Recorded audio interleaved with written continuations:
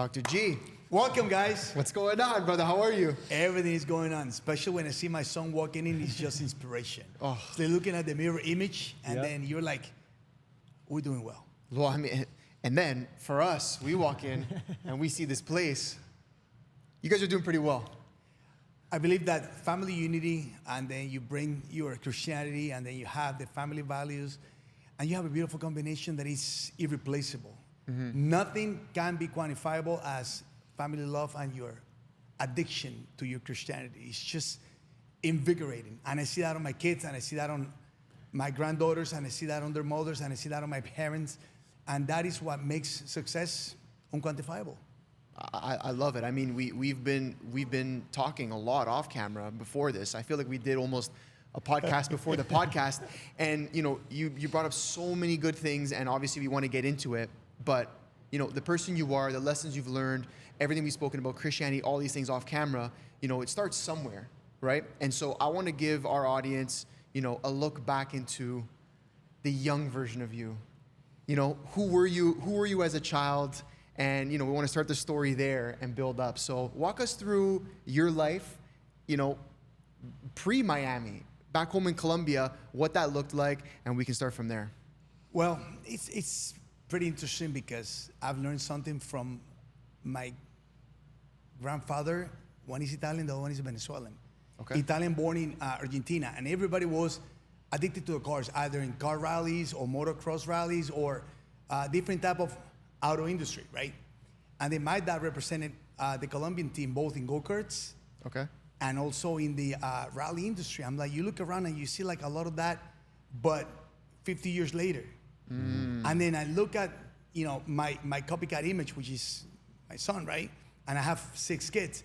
And then I look how the evolution of the chip, everything is happening so much faster. Like it would take longer for everything to occur in my personal life. I can only imagine what it took for my grandfather to my father. Coming from little bit to building their own niches to like where I see my son, and then I see he's the biggest legacy coming down as the greatest example for his older siblings. And you look at it, it's like, wow. And I play simulator with him, and I'm gonna go back to my heritage.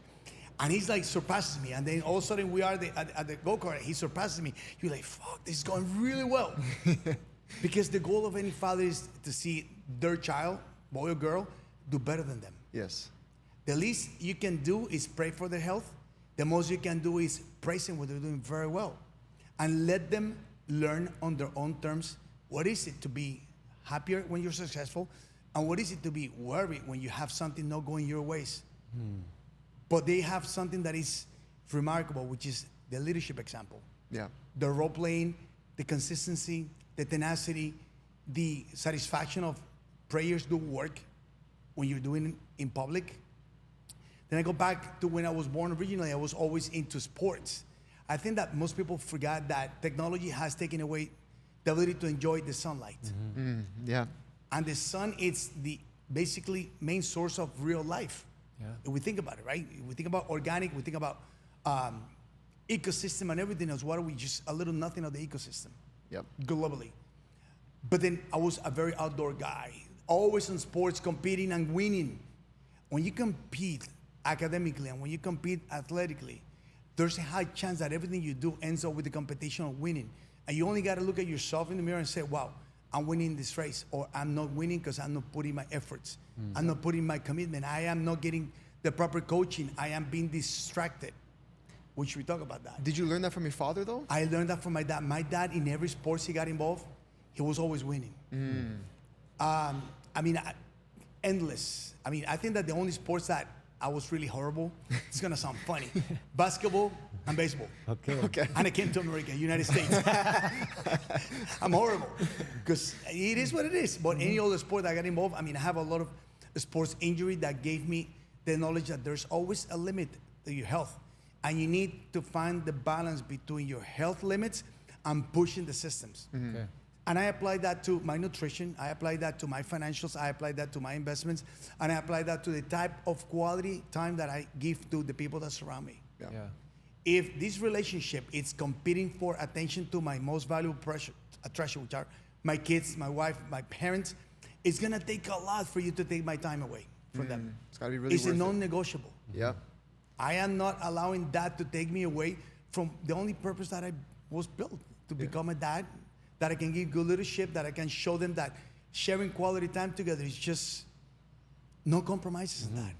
And then like Christmas and New Year's, now I basically pass a big baton with a big applause because now Raul takes over, right? And he has these beautiful parties and I'm like, okay, let me go enjoy. I think, I'm reaching to a point where I don't want to be in Social Security retirement yet. I'm too young.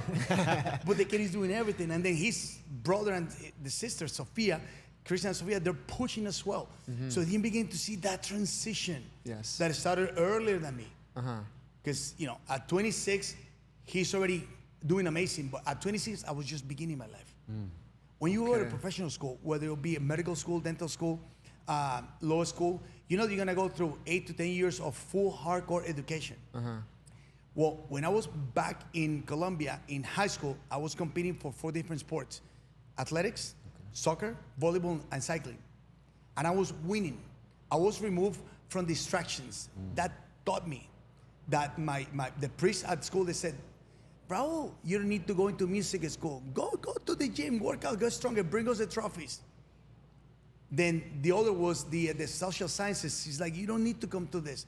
You're already good in science. Go do the sports, represent your school, bring the trophies. When I graduated from high school, I gave my parents the honor of being not only on the top of the class, but also with a lot of awards for academics and the sports. Funny enough is that the week before my graduation, I had just removed my cast because they broke my leg playing soccer at a competitive soccer match. Wow. So they removed the cast. I was able to walk without the crutch or anything else. It's a memorial that says that was my limit of soccer. Because of my multiple soccer injuries, I was not given the full tuition paid at Rutgers University because of my type of surgery on my knees.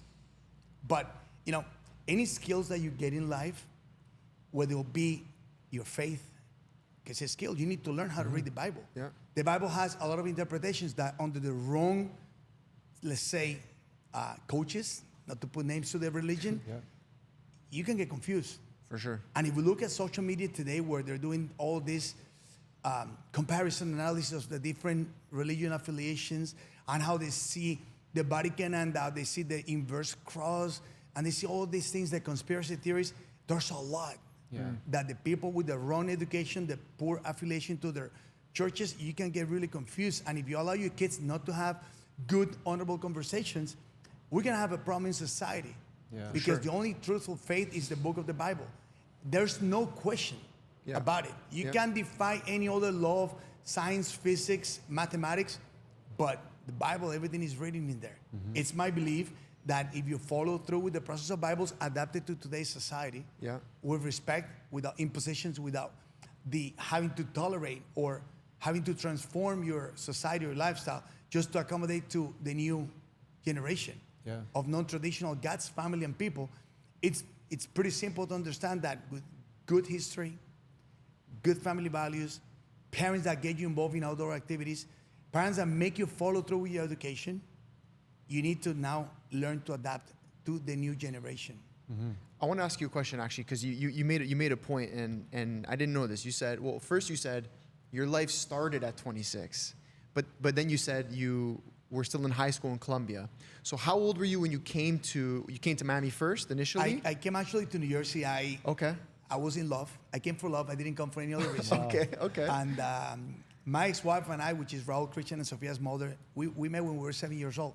Her aunt was my next door neighbors. It just got to put everything in. Guys, you're gonna have a lot of signs of people searching for love, searching for business partnerships, companionship, but God gives them to you. You just don't see them. Sometimes you're in the wrong circle. Yes, we have to understand, if you're in the wrong circle, it's gonna be very hard to find the right love, the right companionship, the right business partners, and anything else.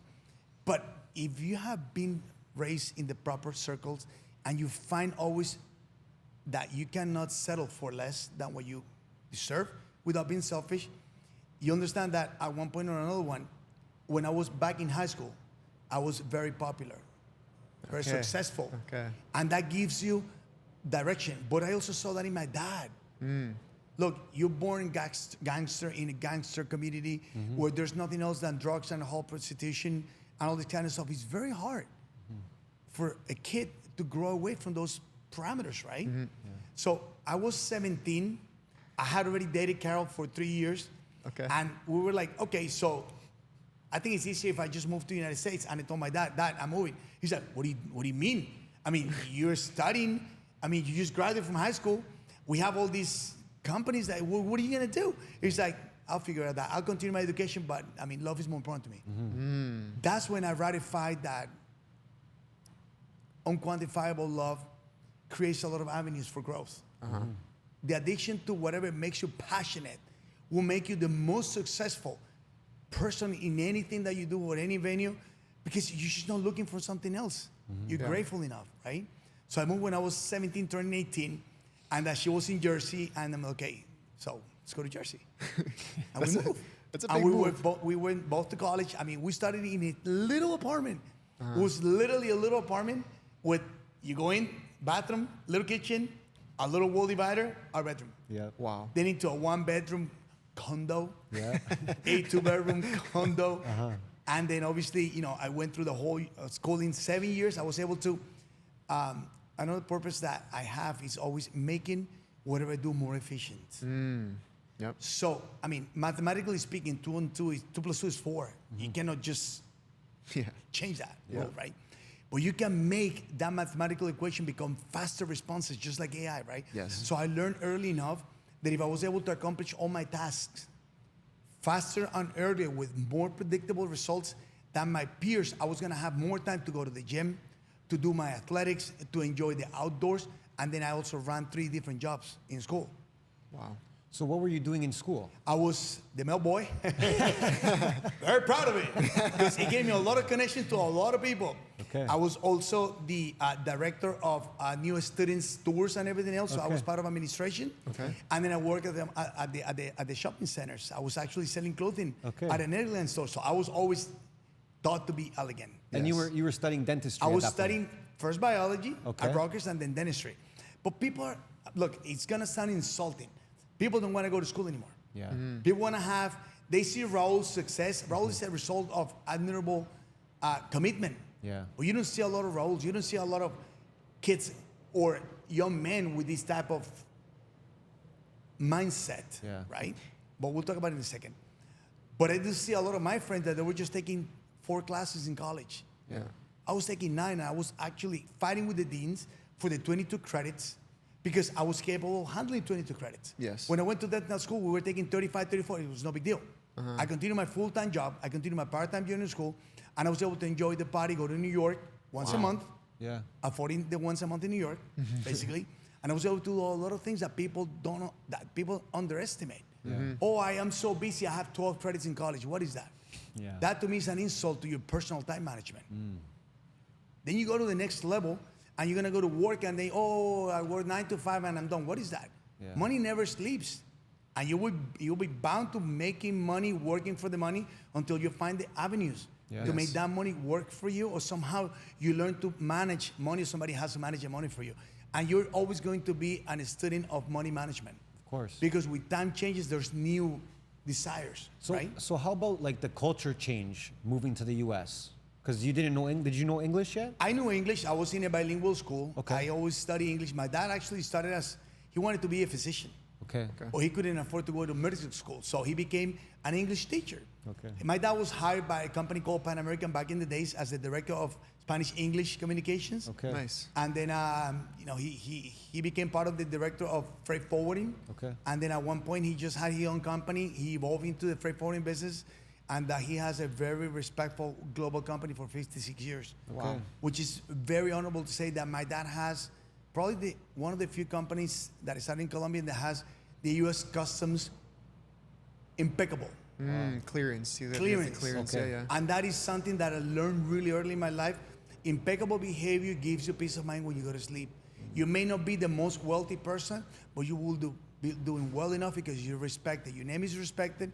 Your family last name is respected. And whatever you bring from the legacy of your grandparents, ancestors, to your children, you're bringing down a white handkerchief of peace and a respectful commitment to being transparent. And that is non-negotiable. So when you got here, did you know that you were going to stay? Actually, I came for love, so I told my wife, I'm hoping you want to come to Colombia. She's like, well, I don't know. She's more like gringa. She didn't know a lot of Spanish. Even though her mom and dad were born, raised in Colombia, and the whole family, she was second generation U.S. born, right? Okay. And I said, all right, fine, I'll go. I got no problem with it. I mean, I've come to the United States. I've come for vacations. Yeah. We spent a full summer. We spent a full winter. I can adapt over here. Yeah. And not a problem. So you're in Jersey. You're doing school. Yeah. Right? I guess school, what, 8 years, 7 years? I was able to accomplish my dental school in 3 years, but they don't let you graduate. Oh, you have to wait. Wow. You have to wait. So I became an expert of clinical management. Okay. So I was sent to the different specialty programs in school. Dentistry has about 90 specialty programs recognized, right? And I was able to intern in each department. Wow. So when I was about to graduate, you have the choice of either going to private practice. There was no other daddy dentist or grandpa dentist in my family. Yeah. My only inspiration was my mother's uncle, which, by the way, he's still alive, 105 years old, back in Colombia. Ooh. I wasn't gonna go back to Colombia. I was in love. Yeah. Yeah, right? Yeah. And it just only makes sense that if I was gonna be pursuing dentistry, I wanted to be the best at it. I was a competitive guy. Mm-hmm. And I was able to be recognized as one of the top-notch students in the class, one of the top-notch clinicians. I was able to be given more patients per day management. Mm-hmm.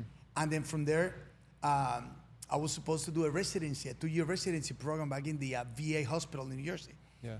At that time, you learn that the government shut down. Mm-hmm. That means no financial capability to distribute funds to government programs. Wow. You learn that if you don't have reserves, you can actually go through a process of a slight recession. Yes. Mm-hmm. That if you don't have transferable assets, savings, or some form of supplemental incomes, you are going to find yourself without a job one day if you're an employee. Yeah. Yes. And that, I think I told Raul, when Raul and I, we have something called Crohn's disease. It's something that affects our digestive system. It's an immunological condition, right? Okay. And it comes with food types and everything else. And then Raul had to finish his high school on a private academy online because he was in and out of the school, in and out into the hospitals. And my time when I was growing up, it was not recognized. I said, Raul, all your symptoms, I've had it all my life. Wow. So I started becoming not just a dentist, but also a biological medical wellness dentist. And I started learning a lot about the GI system, where we actually could develop a lot of strategies for patients to change their lifestyle with the nutrition, etc. So I said, Raul, whatever you do in life, make sure that you don't depend on a job. You don't like dentistry, you don't like freight forwarding, you don't like the real estate, and I know you're gonna be doing very well. Because, like I said, at 13 years old, if you're not competing for sports, they were very successful in sports, well, Raul and Christian. Yeah, yeah. And then I said, you need to start thinking about how you're gonna make money independently. So he started doing websites and making YouTube channels, reselling them, playing video games, reselling to make him shoot faster and everything else. Yeah. And I said, I think they're gonna be fine. Yeah. I just gotta take my time. And then I said, are you guys gonna do dentistry? He's like, that. We don't wanna work 11 hours a day. We don't wanna go 9 years for school. We don't wanna be doing that Monday to Sunday. We don't wanna have calls at nighttime. Yeah. We're gonna be fine. You do what you have to do. Yeah. So even to touch on your mindset at that point, let's say when you were in school, right? Obviously you had the competitive nature from the sports, but what was the big drive? Did you know that you would have this all one day? Was that part of the plan? I said before something very important to me, which is the passion. Yeah. If I'm gonna put my heart, if I'm here, it's because I put my heart. Yeah. When you guys contacted me and said, I did my research and I said, yeah, let's do it. Yeah. Because I'm gonna give you my 1,000% of transparency. There's nothing hidden in the Gonzalez family. Nothing. Everything is what you see is what you get. You don't get no to face it. You don't have no hiding. None of that stuff. I mean, none of that stuff. But dentistry to me was more of an inspiration because I was actually, I hated the dentistry. Yeah. I was 12 and I had bad experiences as a patient. And then I really wanted to be an architect. That was my field. Okay. And I was working with my dad in the company, and at 12 years old, you're working on the weekend with your dad, putting boxes together, helping my dad pack the containers and everything else. And you wanted to be an architect, so my drawings were pretty good. At 15, I got my wisdom teeth removed by my mom's uncle. Okay. Wow, my first evangelical experience of no pain whatsoever. Wow. And I said to my uncle, I said, Dr. Mario, can I come in? And he said, yeah. And then I switched. It was just knowing that God has purposes for you, But sometimes you need to stop fighting against God's purposes. It's right in front of you. Sometimes the right channels are in front of you, and you just forget that you can ask, can I please see how it is? Yeah. Could I spend some time with you? Could you show me? Yeah. You learn to walk because your parents held your shoulders.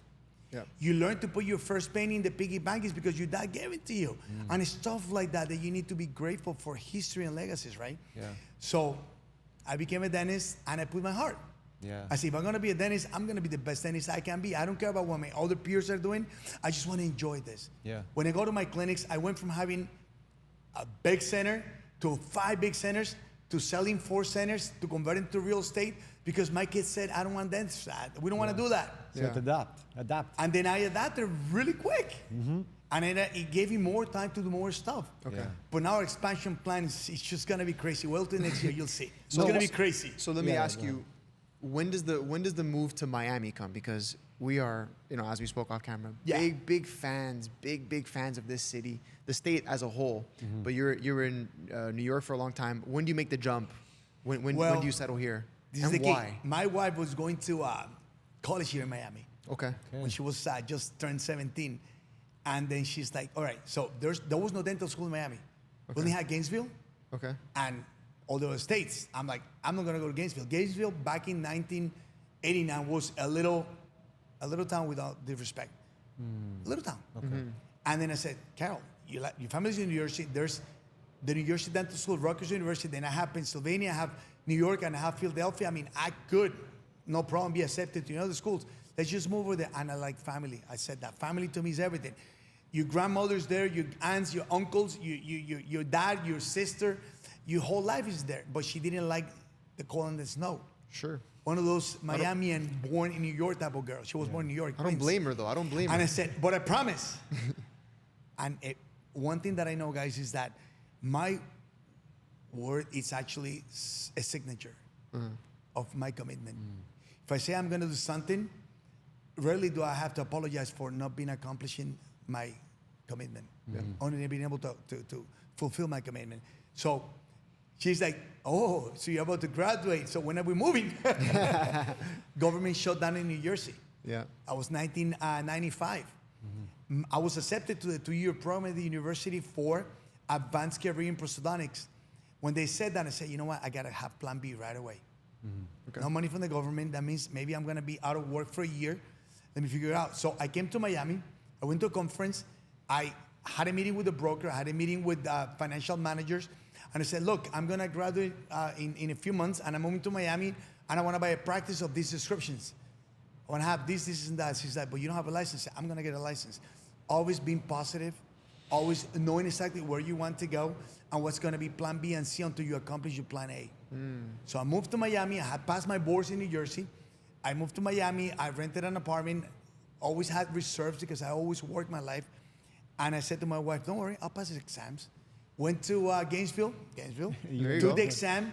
2 weeks later, my broker says, I don't know how you did it, but you passed your exam. You've been SBA approved. They love your personality, and then you have your keys to the first practice. We close in a few weeks. So September 24, 1996, I became the first dentist owner practice. How old were you at that point? I was 27. Wow. 2 days afterwards. Okay. Wow. So you get your license. That's why I said 26, my life started. Yeah.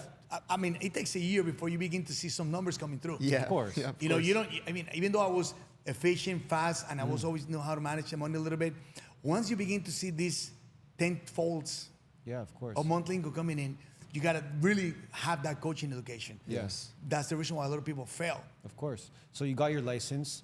The next steps after that, what was that? You were working for someone else first? I actually interviewed a few doctors that they were in a transition, what is called practice transition, Okay. where an older doctor or somebody that is young but is sick or whatever it is, they need to transition out. They don't want to continue working. Okay. So I told my broker and I told my financial manager, look, I'm looking for this type of practice with this type of clientele, with this type of location. And then they said, look, I got 3 practices for you. We need you to come back. We need you to interview to see if you like it. I said, send me photos. Yeah. But you know that the photos at that time was like old school Windows. Oh, yeah. With like, there's no iPhones. It was like, it took like a big time of, evolution. So I flew to Miami, met the doctors, fell in love with the one, the guy, Dr. Calderon, he was a little older guy, 68, 70, right? And he just wanted to retire. He's been working for 30 years. And I said, I'm buying your practice, but you have no license. If I don't have the license, I work as a unit assistant until I pass my exam. Wow. I can afford to have 6 months, a year of no problem, Yeah. working for you. And then I passed. I bought him out. He's like, well, when I'm leaving, I said, no, you stay working for me now. Wow. So he stayed for almost a year working for me. Okay. And every practice afterwards that we bought, we kept the working for a while, and then we found the replacements. Okay, but let me ask you, because now I guess that is now when the empire starts to build, right? You have the foundation, you have your first practice. Going back to the mindset, what's the mindset and sort of the plan and the vision to say, okay, I need number 2 now, I need number 3, I need number 4. And the reason I ask that is because, everyone starts a business, and we'll call it, starts with a small business. But then there's a certain vision you need to have. And then, then it's the plan and the execution to actually make it happen. So what was it for you? Well, first of all, define ambition, define commitment, define tenacity, and then you have to define empire. Those are very powerful statements that can have a very deep, severe negative impact on somebody that haven't seen enough, or that they're just envisioning themselves not in being part of that in life, right? True. And that could be pretty hard on people's desirabilities and ego. Yes. I saw my dad going up and down a lot of times. I saw the government shut down. I learned about the recessions back in the 30s, back in the after the wars and everything else. So you always have to have some form of preparation for managing times, right? Yeah. But medical and dental students, they don't get a lot of financial education. I mean, you go through 8 years of science and patient management, and then what you learn about the philosophy of practice managing, when you have to now have payroll taxes, supply inventory management, and then you have to have a commitment to developing investments and everything else, is pretty hard. Yes. I happen to have the venture of seeing great role examples of me. Yes. My ex-father-in-law, my mother-in-law, hardworking people that were always part of the financial world. My ex-brother-in-law, he was the Prudential Vice President, so I always had conversations from people that could give me some sort of light in life. And I think that what happens is that a lot of people just make it, and then they think that they just conquer this cash flow. But what cash flow without education? It's just a momentum of magic that is non-sustainable. Yes. And I said, look, if I'm going to be doing something, it's conversations to grow, but living at a balanced lifestyle. I don't want to have the guy with the most doors that are rented that I'm never going to see, because then when am I going to enjoy my kids? I'm going to be collecting money, right? I don't want to be the guy that has the most of cash flow in the bank statements, but then where did I go? So traveling is culture. Traveling with your kids is culture. Taking your kids to dining experiences is culture. Having your kids going through resort experiences where you connect them to people is education. Taking your kids to church. Taking your kids to engagements where they're going to see other people's levels. And I was able to be blessed with a clientele, patients that became my friends, my mentors. Normally, they were like 20, 30 years older than me. And when you see kids of Raul's age that are surpassing a lot of the stigmas and parameters of today's society, you wonder, what is different? There's a chip, and there's the difference of income level producing versus what are the responsibilities.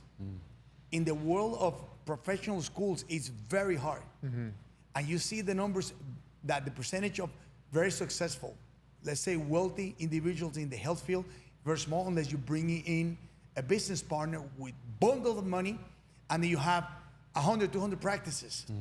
You don't practice anymore. Yes. Now your passion is the numbers, right? It's different. Yes. So you need to understand what is it that is in the profession that you're choosing to do. Are you looking for money only? I don't know. Get into the stock markets where there's no emotions. You put emotions, you probably lose. Yes. True. Trading commodities has been my best friend Azam. His fiance used to manage financials for corporate America and also for institutions like Harvard, BU. And she was this young Indian girl managing big number portfolios back in the 90s. And I would learn from Azam trading stocks and buying and selling commodities. My dad was in the commodity business as well. So you learn this vocabulary and you see the numbers on the old school computers. Nowadays, on a cell phone, you couple market transaction, you're done. Yeah. 30, 40 minutes, you're done for the day. It's That's it. different, yeah.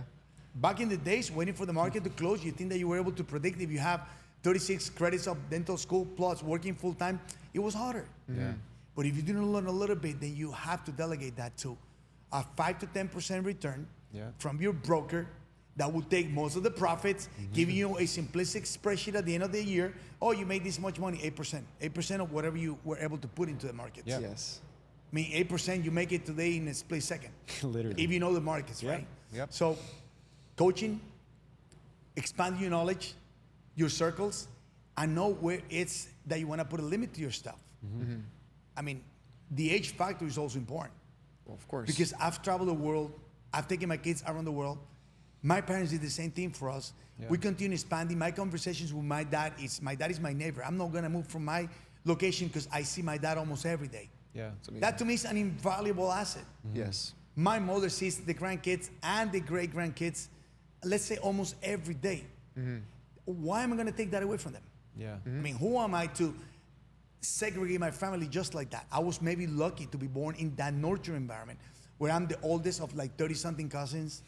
Wow. I have 14 baptized godkids, and 2 that the parents said, oh, we're not gonna baptize them, but they're still my, and then I have endless amount of sons that are Raul's best friends and partners, and they come to me and I'm like, I'm always invigorated with knowledge, nurturing environment, and we just have a great time and they keep me young and going. Yep. So I have to stay strong and fit, healthy. I have to have a financial mindset that opens up to the new evolution, which most people don't. Because once you start making money in certain niche, you forget that there's other avenues. Once your niche dies, what people do?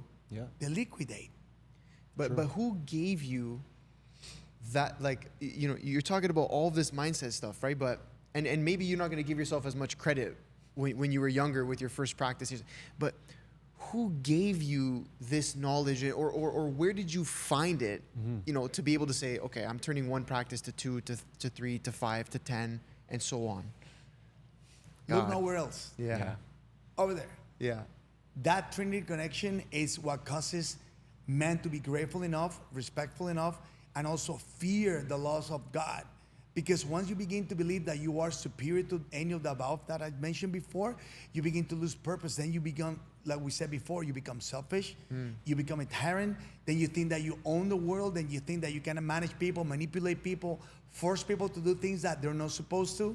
Then you become creative, then you begin to use, you know, bad stuff to manipulate people, and then you end up in jail, right? Yes. So when you have God in your heart, you just don't go anti-Christ, you don't go anti-God.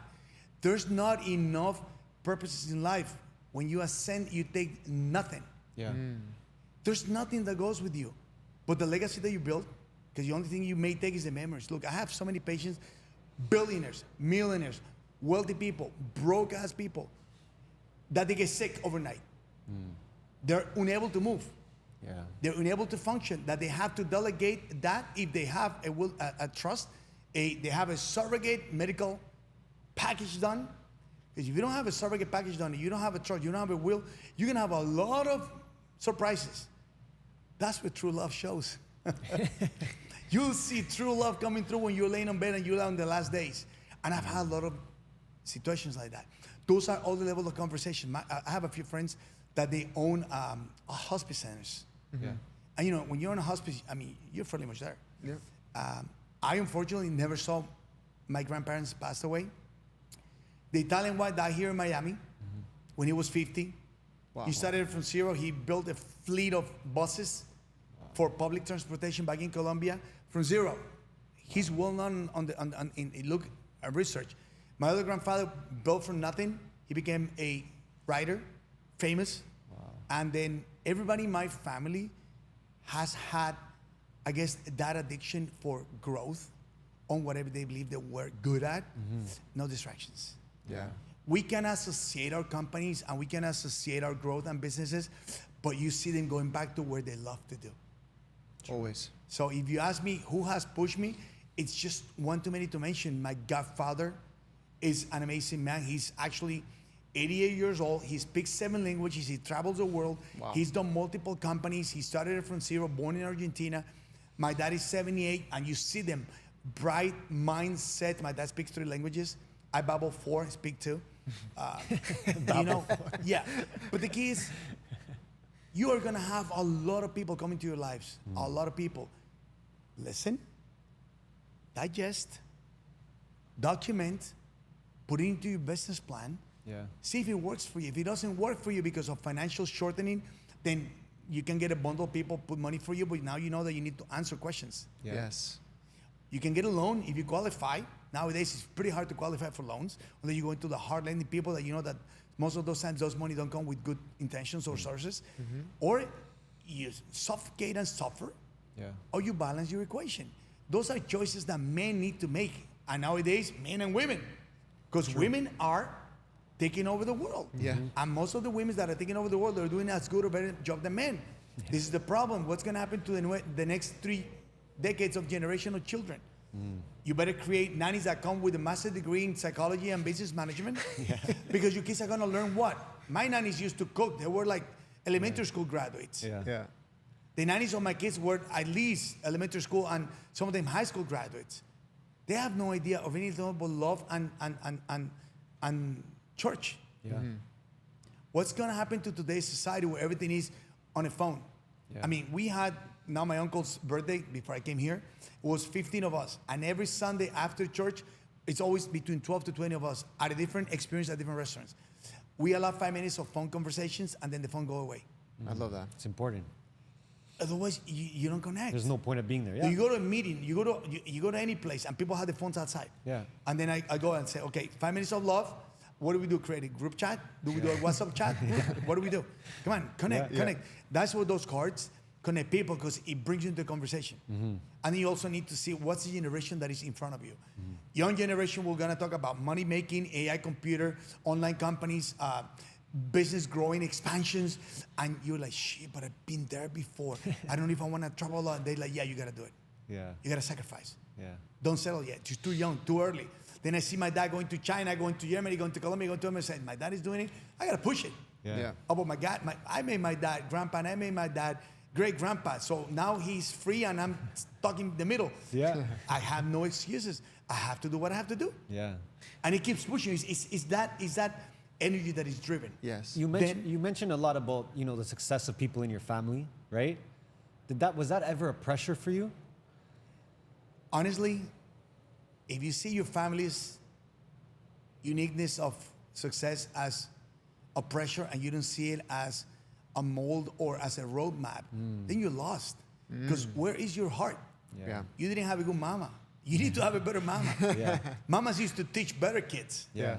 And parents, fathers used to show you the way. Yeah. I remember one interview that my son Raul, I keep going to Raul because we're very connected, right? Yeah. And then he's kind of like tear bringing good memory, where he's like, you know, I was 13, 14, and I was with my mom and everything was good, and he took over the house and everything else, but I needed my dad in my life. I needed that role male figure to show me his way. Yeah. So he moved in with me, and we had probably the best 2.5 years until he's like, Dad, I'm moving. Where are you going? I was just beginning to be 17. He's, where are you going? Oh, Dad, I can move on my own. Wow. I'm like, I broke my heart. I mean, that room was empty for like 6 months, I swear. Yeah. And then Christian moved in. Yeah. And then, you know, it was that. And then Sophia moving a little bit. So, but then my ex-wife and I were like best friends. And my wife and her, they're good friends now. We're at the point where they go out, they communicate. We are all together, just a beautiful Christian family. And then I said, if we have our family unity as such, and we serve as a model for society that is possible with God and good family love, anything is possible for our kids. Whatever you want to do, you want to be a painter, go enjoy painting. I mean, look, Atlanta and Buddha, I mean, these kids are artists, and they're doing amazing. And I know their parents, and they're doing fantastic.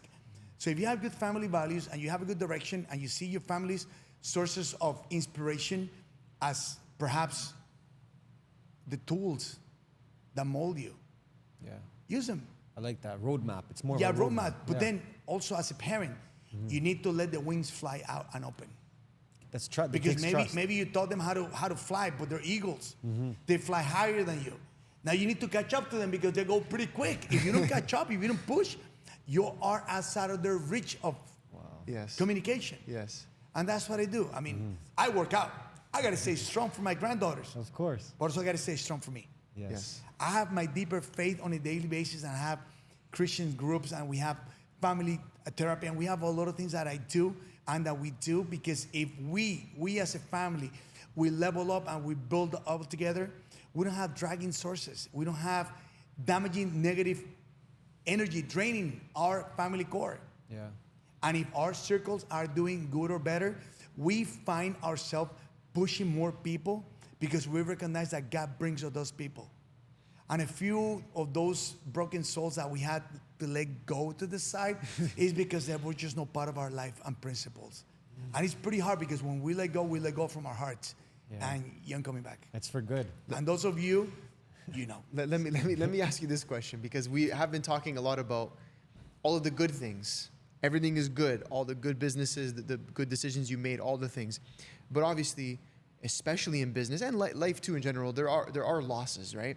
And so I don't necessarily want to dive too deep into the losses, but I want to look at it more from the perspective of, and we can look at this, let's say, from business and life. When do you pivot? I think people have a hard time understanding, and we can use a business reference here. I think people have a hard time understanding when to pivot. When have I given this project my all, and finally taking a step back and saying, okay, this just wasn't what it was supposed to be for me. For you, any of the losses you made, when did you pivot, or did you ever pivot, or give us your thoughts on that? These are my facts, and not necessarily you have to agree or have to understand my purposes in life. We're all cut differently. And I'm not asking to be me. I'm never going to be you. We're beautiful children of God, and we are very unique. When you use pivot, it's like you went to the highest altitude of vertical ascension, 45,000, and then you're going to drop down. Never thought about that. Yeah. There's no pivot in my life. I cannot allow myself to have an emotional, a physical, a financial, none of that. Because then what's my purpose for growing? Academically, scientifically, adapting to the new parental situations, adapting to the fastest growing educational probabilities and ability that my kids have now on the online. I'm on every corner. If you pivot and you become less predictable, then you are either very reachable to people. Yeah. But if you pivot and you become predictable, then people take advantage of you. Make sense? Okay. You're here, you're going like this. I'm like, oh, okay, so he's easy. Oh, no, he's too hard, so I'm not going to go that way. So where do you go? You go away from people? Yeah. Or you come closer to people? So I just like to embrace our circles. Okay. Because I've been embraced by circles before. And the people that we bring to our houses, the people that we bring into our small social events or our gatherings, are people that God brings us, embracing with us. I got employees that had stolen money from me in cash. I have dentists that have done second accounting and taking money away from me. And I forgave you. If you've seen this, two of you guys, I forgave you. I could have taken your license away. No, I left everything to the Lord. The Lord, and I met him afterwards. Yeah. And they look at me and they know. They don't owe me anything. I don't request anything. Yeah. I've lent them money. I put money to different businesses that all of a sudden vanished, gone. But God always provides, because I am unidirectional. I'm not going back to create trouble nor to put you down. I forgive those debtors because I know that my mistakes in life that have taught me to be a better man, a better husband, a better dad, a better son, it's mistakes that God provides me nurturing sources to recover myself from and to become a better man. Yeah. So financial debt versus emotional debt, I just don't allow any pivots on those. But let me ask you a question. Yeah. You never, in business, you've never tried something and, let it basically like open a business or try or invest it and then, took a step back after and just kind of said, okay, like that didn't work. Have you put $100,000 into any trade and you lost it? Yeah. Of course, yeah. Yeah. So you didn't do your enough research because you didn't put parameters for shortening or for limiting your losses, yeah. losses. Yeah. All right, so I have done a lot of number of businesses with friends. That's the problem. You do businesses with friends that they don't have documentation. There's not a contract of exit points. There's no non-negotiable financial responsibilities. And then who's putting the money? Who's putting the work? What are the roles? What are we doing as a team? Where's the vision? Yeah. And if you don't have people with knowledge that put limits into these equations, that's where you're gonna start taking losses. Yes, I've lost money. For sure. But money that taught me lessons. I mean, I've spent, say, $25,000 on a 3-day seminar for coaching that for some people, I just blew away $25,000. I said, no. Do you learn anything? Yeah. What can you bring back to your personal life that is gonna sustain you over the years to come as you adapt to these different principles of managerial styles? Because there's all type of managerial styles, right? Yep. You take your entire team. I've taken my team of 12, 15, 20, whatever it is that I've taken to different courses. You know that there's gonna be a fever of 2 to 3 weeks of addicted to make those changes, and then people go back to their normal levels. That's the tendency. That's why, unfortunately, you have the employers, the employees, and the independent contractors, and that's when you have outsourcing consultants and all these type of fancy equations of known salary type of people, right? Yeah. But if you haven't lost money, you haven't made enough money yet. So let's talk I'm about, thinking. Yeah, let's talk about the business for a bit, because you said you took one center to 5 centers, right? Then you ended up selling a few centers. That's what you mentioned, right? But before that, how do you think that you were able to build up to those 5 centers? What do you attest that to? What kind of leader were you? What kind of team were you building? What kind of values were you implementing in your company? This is besides family, right? But I'm guessing it's going to be the same values in your company as well. In my field of dentistry, now I do medical wellness dentistry. Yeah. Number one, you have to have almost like a love-hate relationship with your employees. They have to respect and they have to admire you as a doctor. If your staff does not respect or admire you as a doctor, you're lost. Okay. You're just a paycheck to paycheck employee. You're just a doctor that supplies and demands according to the needs of the practice. Second, you have to be loved, respected, admired, and most importantly, trusted by employees and your patient population. And then you find that there's ways of reaching out to more people by reaching out to different communities.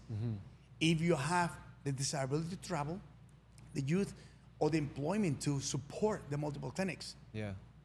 Because the other line, what's better to have? 10 cups producing 10 cents or 1 cup producing a full dollar? Those are choices that you have to make. And then you become target selective, and you have to have the proper investment portfolios for practice technology, staff training, doctors training, the latest equipment and everything else. Yes. Yep. But this is with any business, restaurateurs, bankers, everybody has to go through a process. But to me, the most important thing is I am passionate. When I have a mental issue or a distraction, I call my staff and say, I'm not going today. Yeah. They will immediately, without questioning me, adapt, reorganize, do whatever they need to do to make the patients feel comfortable.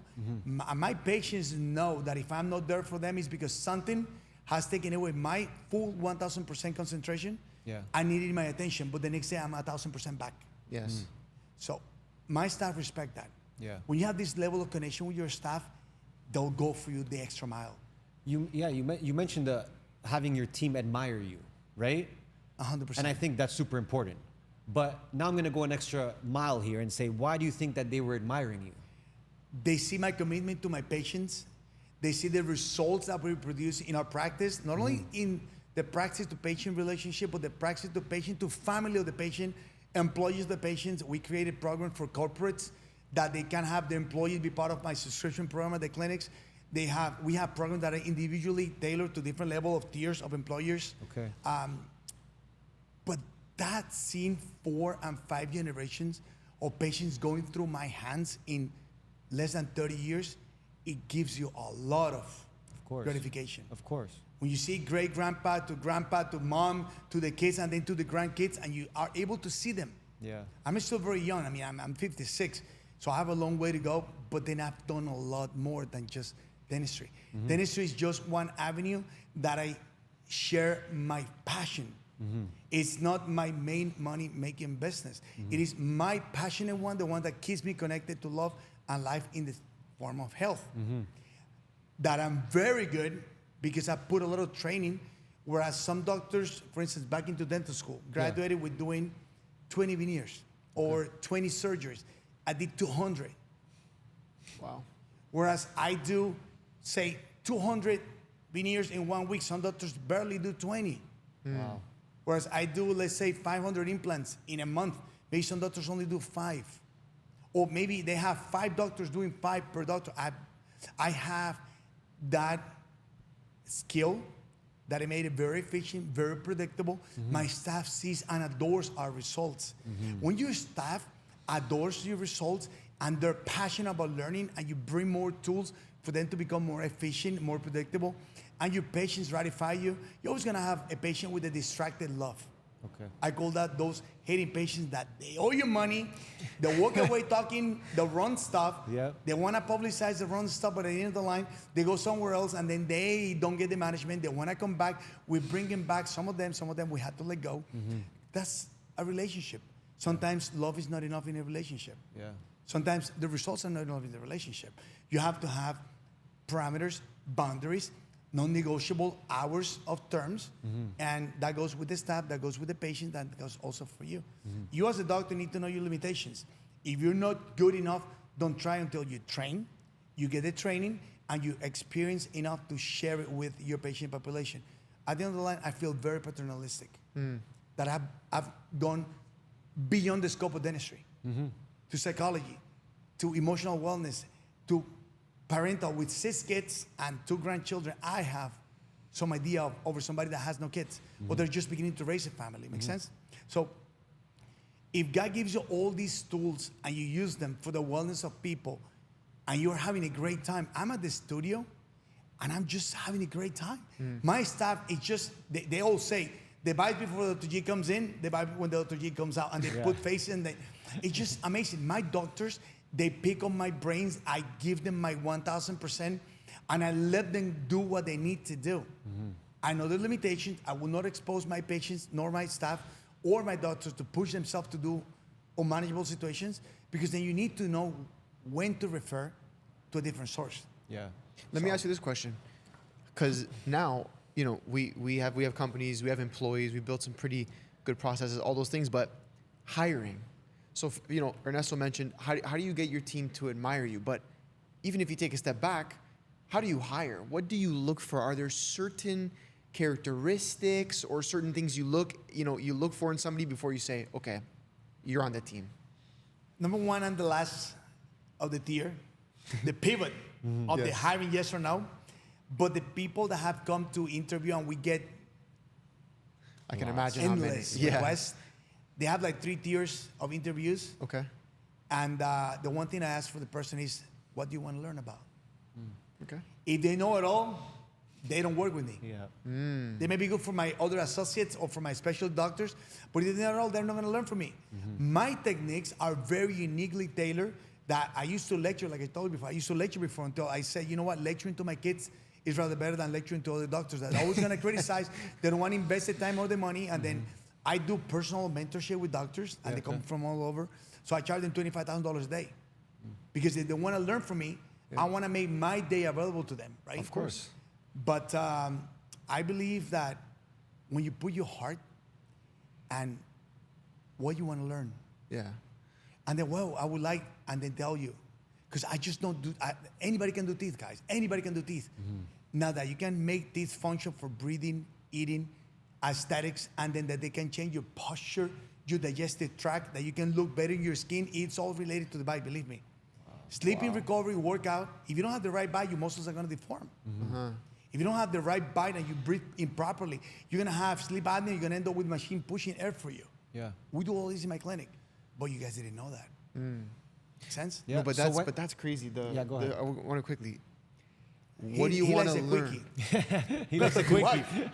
He likes a quickie. You gotta be careful with that. No, but I do, but He said it. but that's huge. Like, what do you want to learn? And the reason why I love that so much is because, again, it's funny. All the things we're talking about, we've been talking about the last couple of days, heading into the new year, what we want for our team, and a big thing that we've been trying to let our management know is like, if the employee isn't willing to learn, there's no point in having them, because the only way from the higher level we can grow as a business, as leaders, is if our team continues to grow. Because if they grow, it's forcing management to grow.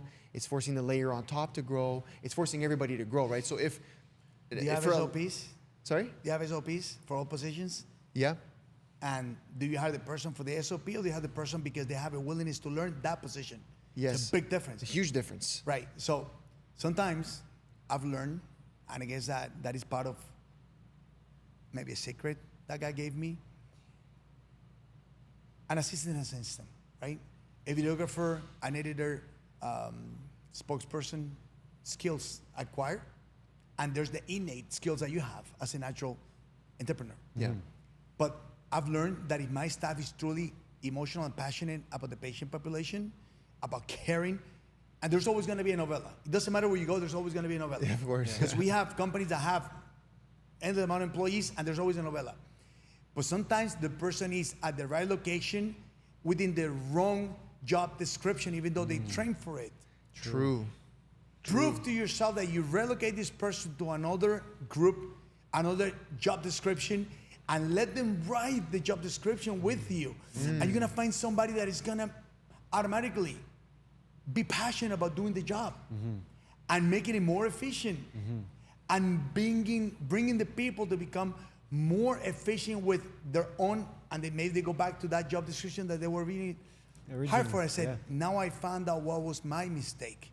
You know, that's crazy, because we kind of just had these conversations with our team, our employees, where we almost did exactly that, sort of let them also write the job description based off of what they want to grow into, what they have passion in, because we noticed that when you place somebody in that position, it does two things. A, it tells you where their head's at, but B, it also reignites this sort of fire in them where they go, my boss actually cares about what I want for myself, right? And if you can, I feel like when you can find that middle ground, Then they leave to another company. well, then you always Right need or to be wrong? ready. No, we've had that. We've had that You always too. have to understand that people have the right to level up. People have the right to evolve, course, and it may of not be course. with you. Yeah. They don't put a single penny into your company. They're just getting paychecks to paychecks plus bonuses, and then gratifying experiences at restaurants, etc. Yeah. But be ready that they're gonna break your heart, and the bigger you grow, the more they're gonna break your heart. Of course, Yeah. of course. Every employee, anywhere in the world, is replaceable. And even believe me, you haven't had enough hirees. It's facts. Second, when they leave, make sure. Some people do exit interviews. With me, if you leave, you're gone already. If you left me and you want to go to somewhere else, you know you're taking company secrets, you're taking all the stuff that I make you sign for. I live in the God's purposes. Yeah.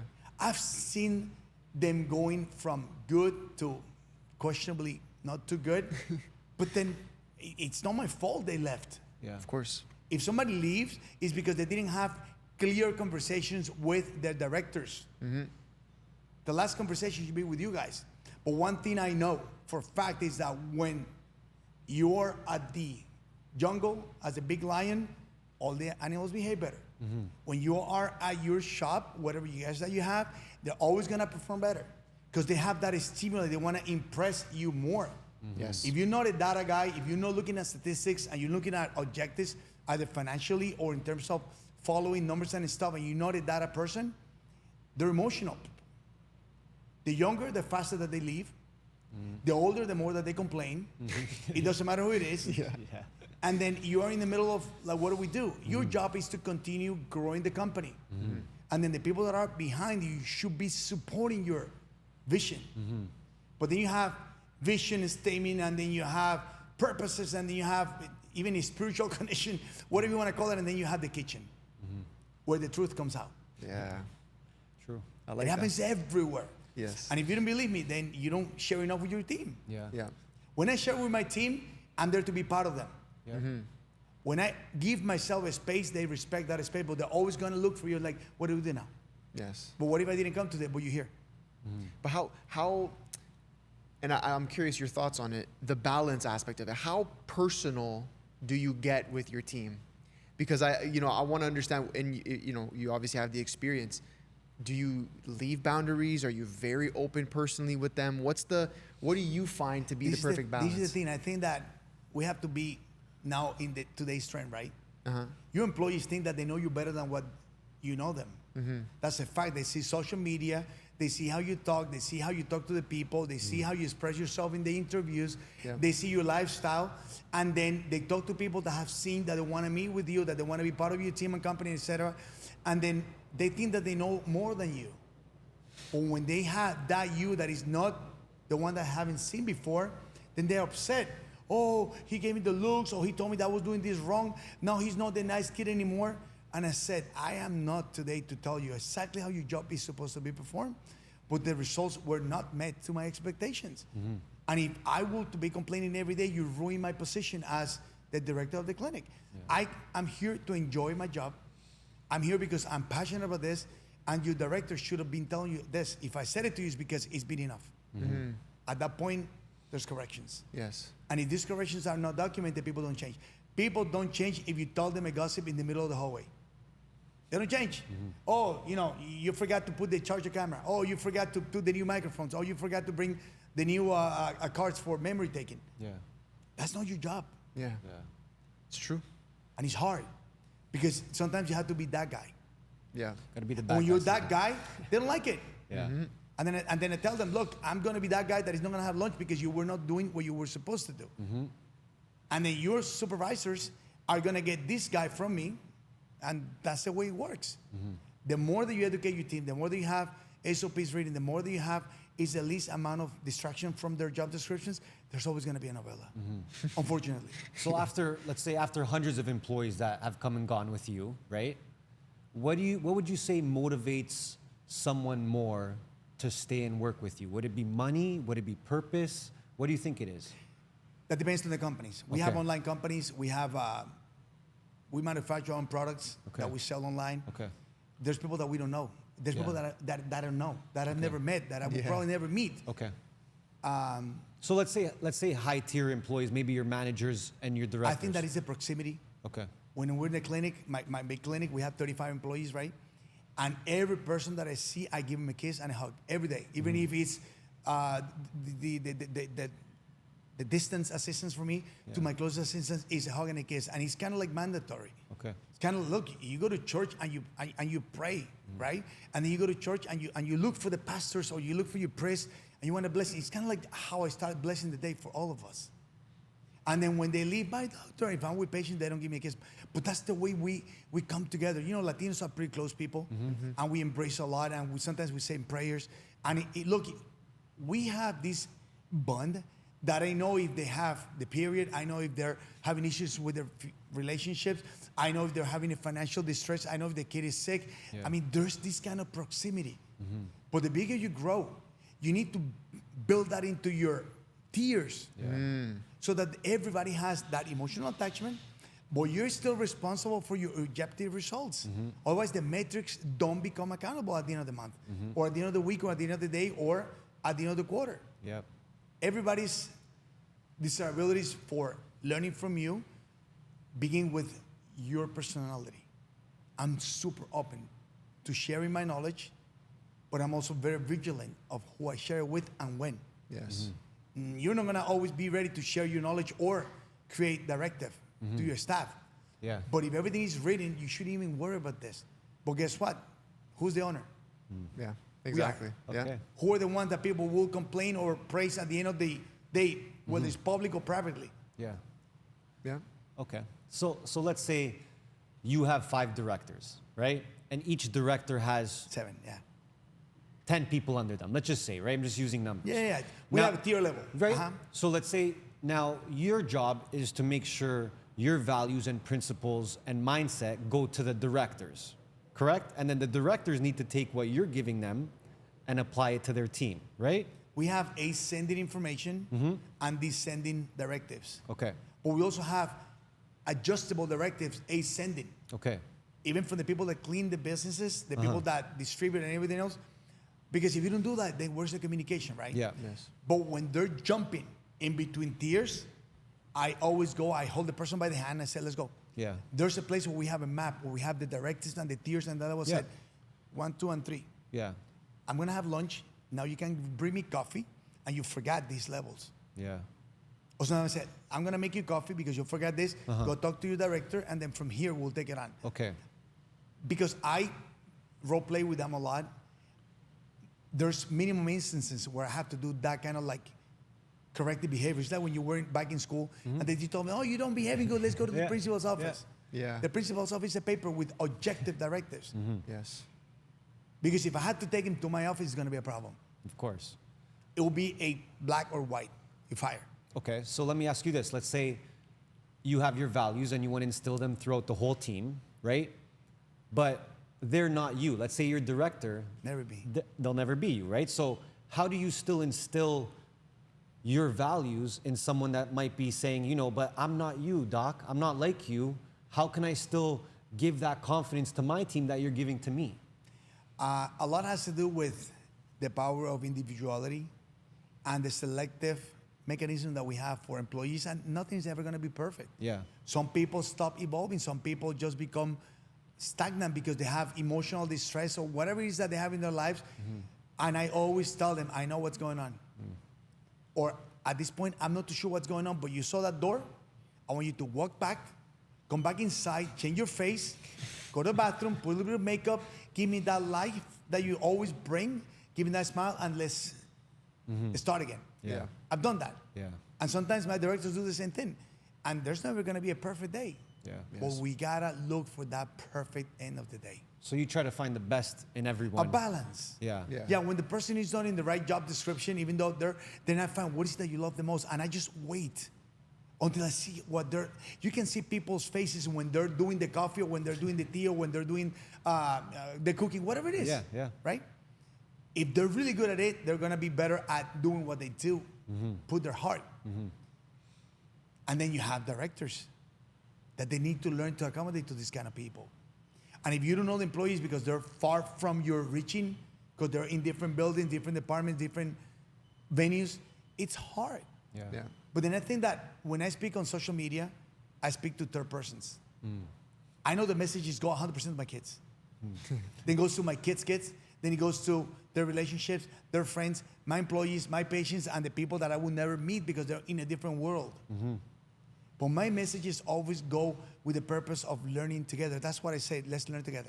Okay. Because I also read a lot and I feedback. I never would say I'm done learning. Science, physical, my Christianity, or the evolution of man. Yeah. We need to adapt. There's so much going on. Look, people eating the wrong food, they're gonna have hormonal changes. Yeah. People putting the wrong nutrients or drinking the wrong stuff, they're gonna have distress in their kidneys, back pain, liver charges, and a lot of issues, right? And then comes with that the emotional. Yeah.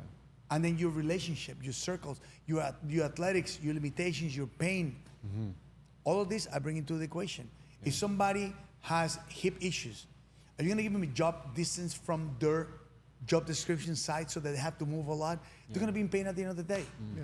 So you begin to adapt to these people. You have to have a heart for your employees. Okay, so on that note, at what point do you say, oh, well, like, I'm not gonna adapt that much to you? Like, you see, is there a limit to adapting to a teammate or employee or director? Yeah, it's called the written letter, the memo. Okay. You have to. Yeah. Yeah. When they see the memo and it affects their pocket, that's when correction to behaviors start. Yeah.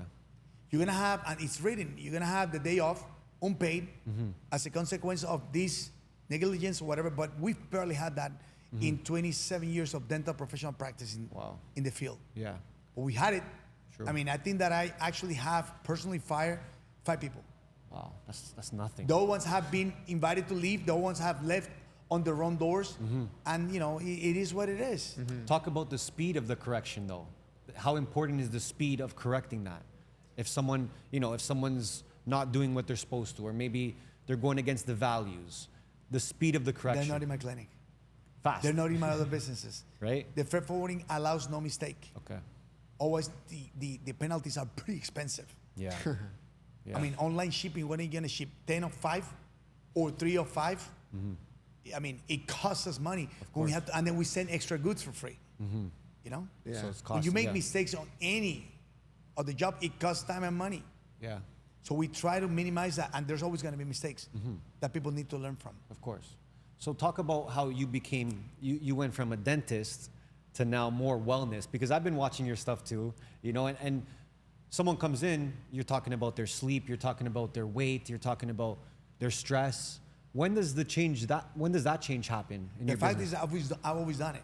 Really? Okay. Remember I told you that my last year of dental school, I was into the mini specialty programs, Yeah. the TMJ, which deals with temporomandibular joint dysfunction, head, neck, Yeah. suffering, then the breathing department and the eating disorders Yeah. through the process of GI gastric disturbances. My dad is celiac. I have Crohn's. Raul has Crohn's. My daughter has a little bit of celiac. My third generation kids, that he's 15, he also is a copycat of Raul. Christian and Sebastian, they're copycat of each other. They can eat a cow and have no problems, Yeah. right? But as a doctor, doing teeth is not enough. I went to school that is Doctor of Medical Dentistry. And I've always been very passionate about the medical field, always. Yeah. I get involved with patients with cancer. I go to the hospitals. I go with patients that have had big accidents, severe accidents. It's part of my emotional connection to the patient, but my oath as their doctor. Yeah. If you don't have the right bite, believe it or not, you're not gonna have proper function in the long run. Muscles of mastication take 7% off of any blood supply, oxygen supply, that if you're working your muscles, upper limbs or lower limbs, and you have a deviation, like I tell patients, I think you have scoliosis. Oh no, I don't think so. No. Bow, done. Done. Wow. I think you may need to do a physics exam. Oh boy, we don't do this. You gotta go. You probably have a very bad situation going on in your, boom. And the more you get involved with patient management and the more you read, and then you have professional, I have a group of 56 doctors that are part of my team that we co-consult, and we do a lot of consultations for the wellness of my patients, right? And if you're thinking that the guy that does Formula One only changes tires and he doesn't know anything about alignment, because there's the alignment team, and then there's the ignition team, and then there's the mechanic that lift the car, you're lost. I raced cars for almost 2 decades. And I need to know anything and everything about the physics, geometry, and about the whole process of ignition and everything for my car. Yeah. And I tell my team sometimes they're a little reluctant. What do we need to know about how the patient steps on the unit? Because if you have an imbalance, you're gonna have a patient with hip issues that eventually is gonna be breaking veneers over here. Wow. If you have a patient that has fatty intolerance in the liver, you're gonna charge this patient with Tylenol, acetaminophen, you're gonna create more issues. Yeah. If you have a patient that this is part of pharmacology. If you have a patient that has kidney disease with blood in the urine, you're gonna put the patient with a lot of, NSAIDs, Aleve, Motrina, ibuprofen. You're gonna charge the patient. And there's antibiotics for some, Yeah. all the medication for others. Yes. But all this deals a lot with family wellness. Yeah. And how you get involved as a patient. Like, unfortunately, my wife was diagnosed just a year and a half ago with a medical condition that the doctors were very reluctant. And I had to invest $100,000 into the hospital base as a platinum concierge member to have access to certain privileges, right? Almost like black card. And I told the doctors, 7 doctors, I said, you need to look for viral exams. You need to look for this immunoglobulin test, because somebody that has taken these medications in the past, and somebody that is a model that have done this and that lifestyle, and you look for these parameters, you're gonna have these issues. Oh, but that's not part of, I'll pay for it. Wow. Do it. No, we're gonna do it. We're gonna listen to your lead. Boom, boom, boom. And I'm not saying that I'm the best doctor in the medical science of genomes or genetics or GI gastric systems, but I've learned enough in 27 years by association that my knowledge is transferred with, what is it called, with authority. Where now they listen. To have 7 doctors at a hospital base not knowing exactly what your patient all swollen, they begin to give you a lot of medications, but they don't go for the root cause. And I've always done root cause analysis for anything in my life. Yeah. I think that's what makes you different, because I don't know any dentist. No. This and that make me very unique to myself. Yeah. Non-comparison. Of course. And then you do the root cause analysis, that you broaden your spectrum. And that's the way it works in life. Yeah. You don't settle for the normality of education from college or whatever you learn in different courses. We have a full field of people getting sick from airborne diseases, nutritional, injected microorganisms, chemicals, stress, and then, oh, I want to lose weight, boom, boom, boom, boom. I want to gain weight, boom, boom, boom, boom, boom. Oh, I want to look skinny, boom, boom, boom, boom. Yeah. There's a lot of things that you, the people, are doing to complicate your lifestyles by making the facade of looking better for the world, destroying the only core that you have, which is inside of you. that causes you to be able to sustain yourself over the years to come.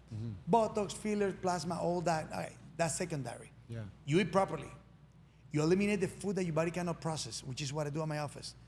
You look at your telomeres, the length of your telomeres, genetically testing you longer length, longer life, long-lived diseaser. We work from inside out, which is what I love to do. Yeah. It costs money. Also, you have somebody that puts $250,000 into a car, $500,000 into a watch, and they look like they need a lot of rebirth. It's true. We see And they that go very to often. plastic surgery, and they have $40 million houses, and their mouth and their health is horrible. Yeah. And at 50, they're taking medications for blood, for X, Y, and Z, not to become discriminatory. And then at 60, you're having cancers and liver damages, and then now you're having at 60, 70, all these limitations. Yeah. And now you don't fly private anymore, then you don't have a transportation that you can drive because somebody had to drive for you. All of these things come because you lost purpose and balance early in your life. Yeah. But you said something important, I think, and I feel like you do this in every aspect of your life, is you look for the root cause, Yeah. you know? And I feel like people don't, outside of being a doctor and whatnot, I feel like people don't do that for themselves in general. Whether that be in the business, looking for the root cause of what's happening in your business, your Sometimes they life. don't want to know. Sometimes they don't even want to know the Well, root sometimes cause. it's easier not to know, Yep. but even to connect that to like personal life, a lot of times, like you mentioned, people just look for the easy fix. What's I the think- easy fix? I think a lot of people in business are looking for the wealth path, which is the money path, rather than the vision to being engaged and motivated to invigorate their team to be as passionate as they are in any business modality that you are. It doesn't matter what your core value of the company is. If you have people invigorated to do better every day, your core values become part of that on the wall. Yeah. They bypass it. Yeah. How many times it says, wash your hands as an employee, and you go to the bathroom and you walk out and you do what you have to do? Yeah. Those are principles that come innate from your family culture. Wash your hands before you go to eat. Yeah. Go brush your teeth and wash your hands. And with this comes, what have you reserved financially or physically Yeah. for yourself, for your people, and for your company in order to be able to adapt to those moments of stress? And we all have had stress. Yeah. The people that haven't had any of the stresses mentioned before, they either haven't been in business enough, or they just have one of those businesses that they thrive so good. Yeah. And we said it before, you either become very selfish, you are careless about your employees, you pay cheap, you have a big revolving door around you all the time, whether the company is close to you or far from you, it doesn't matter. You're looking for statistics and you're a number guy, and that's the way you run your business, and then you have this amazing lifestyle. Or you're leaving behind, most people have to be selfish. They don't care. Yeah. When you begin to care too much, either you have written directives, or most people will take advantage of you. And I've seen it a lot. Yeah. So people are gonna ask, and we've got these questions too. You know, you're the celebrity dentist. The celebrities have come to you. You know, how did you break into that market? Was it just being in Miami? I don't think it has anything to do with Miami. No. I believe that the results of my relationships, the transparency of my persona, being able to be part of a knowledgeable culture, elite of doctors, Okay. where I was giving lecture early in my career, Okay. gave me a line of respect among my peers. Back in the days, I always understood that marketing was part of a mandatory investment. Smart. I was everywhere in every publication, and then I was actually up to 6, 7 years ago Yeah. being invited to everywhere. Wow. Then before that, it was not the social media online. Back in the days, Facebook. What was Facebook? A beginning. Yeah. Yeah. And then before Facebook, there was something else I don't want to say because then now you're like too old. MySpace. MySpace. Yeah. And I've been everywhere, right? Yeah. The thing is, you have to be there, either physically or organically in social media. Yeah. And now with AI, I mean, you can create a life. Yeah. I mean, you have a lot of things going on now, and in social media, it's pretty dangerous, by the way. Of course. Right? So I've always been there. But my name has always been respected by me. I've never abused anybody, and people respect who I am because I'm very transparent. Of course. I give him more hands than the ones that I can actually use for myself. And I don't regret it. Whoever advantage of, welcome. Yeah. I've initiated so many more businesses for people that then I just let them buy me out, and now they're successful. It's just the way God created in me. Yeah. And I know for a fact that my maternity was pretty good. My mother's a military. She still thinks that she can dominate my brother and I only have one brother, right? He's in Colombia. He manages a lot of the business over there. And then my dad was a leadership example of whatever your mother says, but this is the direction. Lineal, always lineal. Yeah. Yes, financials up and down, but always lineal. You look back and you're in peace. You look back, you're in peace. You don't have to worry about people because you've always done what is right. Yes. When you deviate from right and you begin to think that wrong is okay because nobody saw you, one day it catches up to you. And when it catches up to you, it's going to hit somebody that is probably not you. Yeah. Your generations to come. Yeah. And that, I tell my kids, and don't mess my dad's name because he gave it to me and I gave it to you. It's the only gift besides equity and everything else that the government will fight one day for, that you are going to always have as your heritage. Your faith and your family core values with that name protected. Don't be that guy that messes your family value just because you're selfish or you just want to invigorate a lifestyle that is not sustainable because you were ignorant of family values. Disrespectful, basically. Exactly. That's literally like, I'm smiling because we're having these conversations with our team all week, you know? But I want to talk about your other businesses too, because you said you're in real estate. What else are you in? Anything that you want to talk about, but definitely interested to hear how else you're making money as well. Well, the thing is that we have real estate within the family, commercial and residentials and rentals. Okay. We like to do trading, like we did trading on commodities, trading on the different markets. We buy and sell automobiles. We buy and sell properties. Okay. And I think it's interesting because you will always find a niche for my kids to find where they love it the most. Yes. And I'm everywhere. All of a sudden, I have patients that there are big manufacturers of, say, coffee. Okay. In, let's say, Central America. Some other ones that are big manufacturer of rice. Some other ones are big in gold mining. I have another one that was big back in the days in diamonds. So you learn firsthand what is the purpose of trading that commodity, how it used to be made, how it's done online, and now you have principles that you use in your analysis to be able to buy and sell on companies abroad, on the markets, whatever you want to call it, markets, and take advantage whether it will be in the foreign exchange or in the commodities of the stock market. And it just makes a lot of sense because now I'm in something that I was born and raised, that we love. I am able to discuss and listen to. Now, if you begin to go into the technical analysis and you look at all the charts and everything else, I don't have time for that.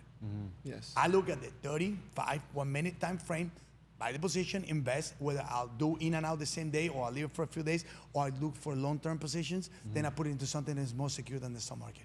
Okay.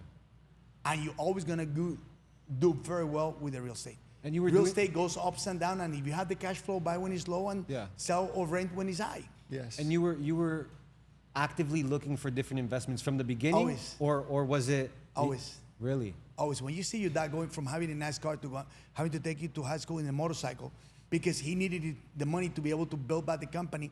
And you learn that people go through ups and downs. And if you don't adapt right away, you get swollen and you get swallowed immediately. Because you're like, oh, I'm this person. Oh, I'm this person. No, you're going to be whoever you're going to be, whether you have the cash flow behind you or not. It's here. Now, what you have here is what's going to make you stand up, get up, and recover. Recovery, just like you go through a marathon, right?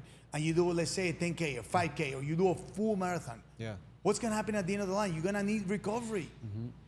Now, do you leave enough reserve to finish the race? Or are you going to be that guy that ran really fast? You were the first in the half quarter, and then you then duck. Then they have to drive you out.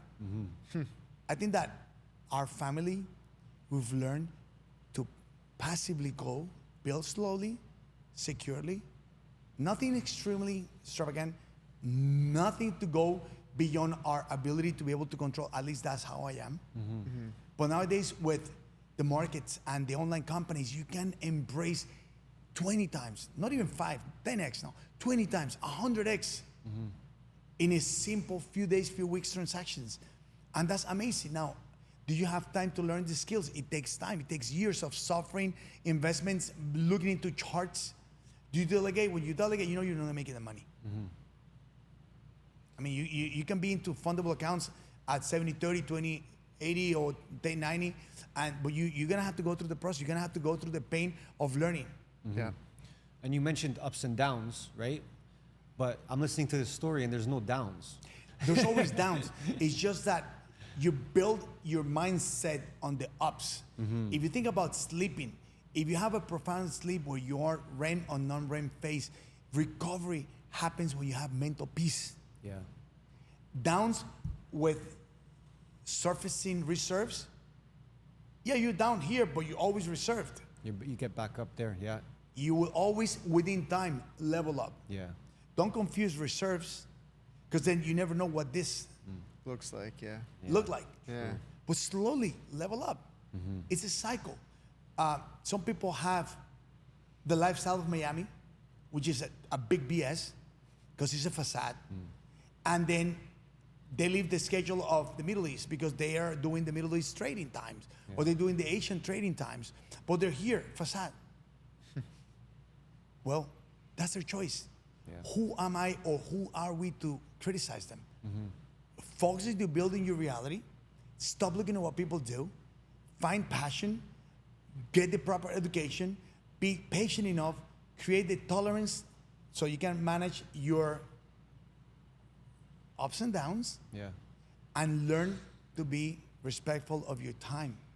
Because that you didn't do before you started something is going to be the cons that you never thought about, but they will come. Consequences. Was there ever a moment, like your lowest moment, maybe you wanted to change careers, stop what you're doing? Was there any time that moment? This kid didn't listen to me. Huh? No, I'm listening, but You're but pretty invigorated. I know, it's exciting, right? I told you I already, just need to know. When but- I was going to be an architect. Yes. Oh, okay. I So became that a moment. dentist. That moment. Right, but listen to this. This Okay. is when men need to make a choice and stick to the choice and stick to the program. Yeah. A lot of people don't know what they want in life, but they want to emulate, they want to copycat people's life. When they think that they were not able to do, what do? They criticize and they talk bad stuff about that lifestyle because you were not ready for that. The only moment was when I said, do I move to the United States or not? And I said, I moved for love. Yeah. I came for love. And love builds everything, and love is the best shield for a lot of the pain that one will go. Endless days without sleeping because of education, hours in the snow plowing and cleaning, hours working and only sleeping 3 hours. Going to the gym is painful when you're tired. Yeah. Having to cook your own breakfast and drive an hour and a half to school every day is painful. This is what I wanted. Yeah, not having enough money for lunch, and then my landlord said, "Wow, your fridge just broke because you don't have enough money you don't have enough food in your fridge." Yeah. And be like, "Yep, you're giving me perks to have an abundance when I'm ready." Yeah. The car breaking, and having to go to the junker to replace the engine with the junker so you can sell it at the dealer, so you can trade it to another car. These are things that they're not invigorating. This is your own pain. Yeah. Look, let's look at the fact, guys. If you were given a silver spoon, you either shine it further or you're gonna tarnish it. Yeah. I wasn't given a silver spoon. I was given a spoon. And I made it of whatever I wanted to do with my commitment and passion to do it. I gave my kids my example of leadership, discipline, my tenacity to sustain myself, to restart from zero. Unfortunately, love had a chapter in my life where I went through a divorce. It's hard. Yeah. I left my family with only 4 bags. I walked away. I had to, in order to be able to sustain the inner pain that I was fighting against, right? And I started it again from zero. That was 16 years ago. From zero. Yeah. Built back again. I had my dad's love, my dad's discipline, my dad's limits, because he knew what was right or wrong. Then I saw my mother's commitment to keeping the family together. And I knew that in order for me to be able to be a better father, I needed to make sure that the mother of my kids, which was the love of my life, was always cared for. Yeah. And that you never abandon. When you're a man, you never abandon. You help support sustainability until the little chicks are self-sustainable. But then you give them a spoon, and the spoon, it's brighter than yours. What do? You admire, you support, and all that you do is just pray for their health and wellness. Yeah. So when you go into the business, you're gonna have times where you're like, wow, I've been lucky, I've been blessed. And I said, no, I've not been lucky, I've been blessed. I put a lot of time into education. I did more work and I did more hours, and I would work actually Monday through Sunday to be able to come back again. So it was not a matter of luck, it was a matter of sacrifice. Yeah. I would actually go to bed at 4 o'clock and get up at 6 to take my kids to school.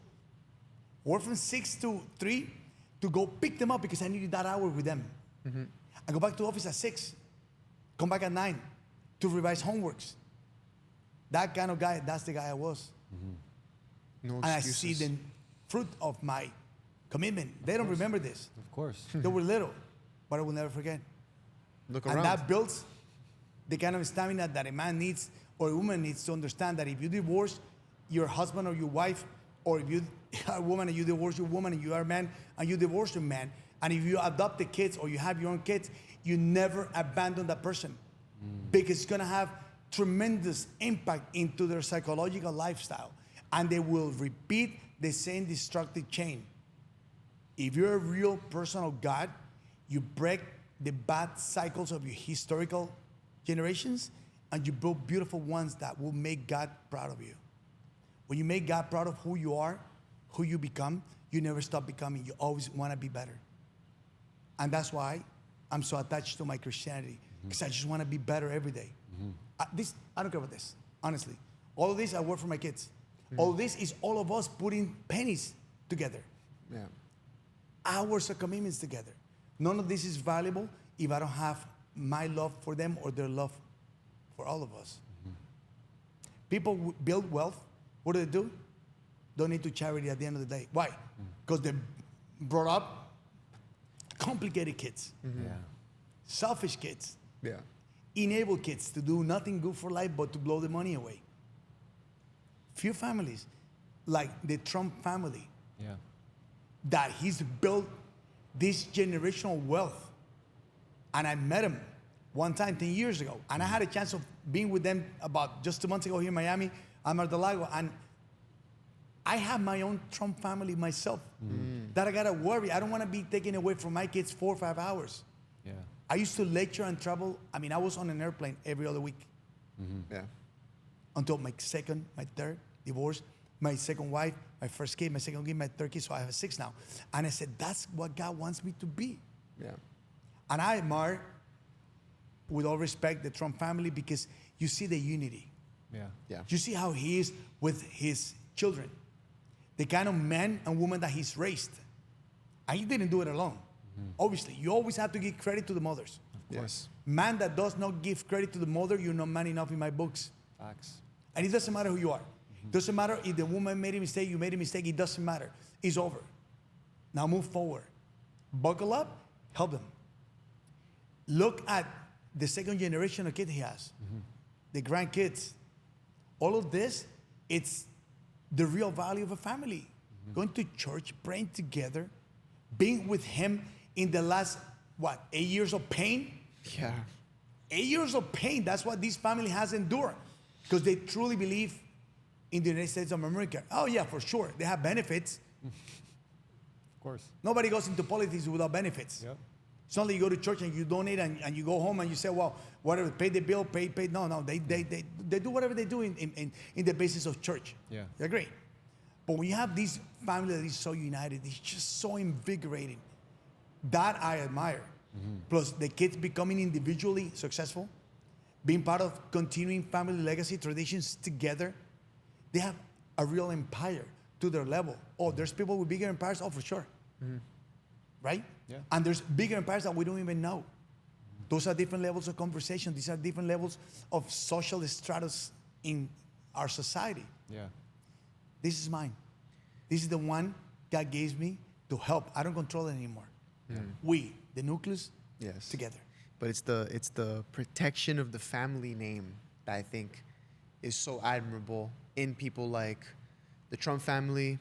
Same thing as your situation. The way that you speak about the family, you protect the family name. I think that's so important people tend to lose that along the path, you know? When success starts to come in, they start to forget about the family name. Like you said, it becomes a selfish outlook instead of saying, hey, I am a Sorella, I am a Gaita, I am a Gonzalez. This is what I am, right? They forget the nucleus, where they come from, the foundation, the beginning. So I love that. I think that's the biggest thing. And that's another reason I think when I look at someone like yourself, someone like Donald Trump, you know, love him or hate him for whatever reasons, but you can respect that the family name is respected and is first before anything. Even at his level, you still see it, right? 100%. And look at everything that this guy does. It's immaculate. If you ever had the chance of going to any of his resorts, golf courses, hotels, properties, everything is immaculate. It's showroom ready, pristine, perfection. Yeah. And that's how he does it. He's been criticized for numerous situations, financials and legals and everything else, but the law has spoken the truth. Yeah. And now we have these adversaries that are evilistics and that they want to do damage to our society, because there's a lot of hindering agendas behind all of this that is called politics. But the family bound together, fighting together, sticking together to the prayers, surfaces with beautiful truth, right? Correct me if I'm wrong. You never go against the family. Never. There's no amount of money. There's no connection. There's no, objective object, a car, nothing that could ever make you go against the family. Do you agree with that? I disagree with that. Okay. And I explain myself why. Okay. Because individually, you can have a wonderful family, but you need to understand that you are not the absolute perfection in God's creation. You're a guy in evolution. And your children are a different chip. Okay. If I were to go against my son's growth because I worry that he's growing too fast or that he's developing too many companies, then I'm not letting the eagle fly. I'm still learning to cope within my knowledge. My dad is learning to cope with my knowledge. When I learned that my dad was a limit to me, I stopped having certain conversations with my dad. But when I learned a phrase that we use in our family, I hate to tell you what I told you so, it is the best advice that we now know when the non-negotiables in our family tradition, values, and limits come to a definition of, am I gonna do this, or am I gonna have to hear myself saying this to myself? That's the most admirable position that you can be. So going against the family for a situation where they're growing differently from your growth is limiting their potentials. It's impossible. My daughter, and I love my daughter because she's the Gonzalez stubborn, and Sofia is gorgeous, pretty, intellectual, avid. She's in the financial world. She's in the trading world.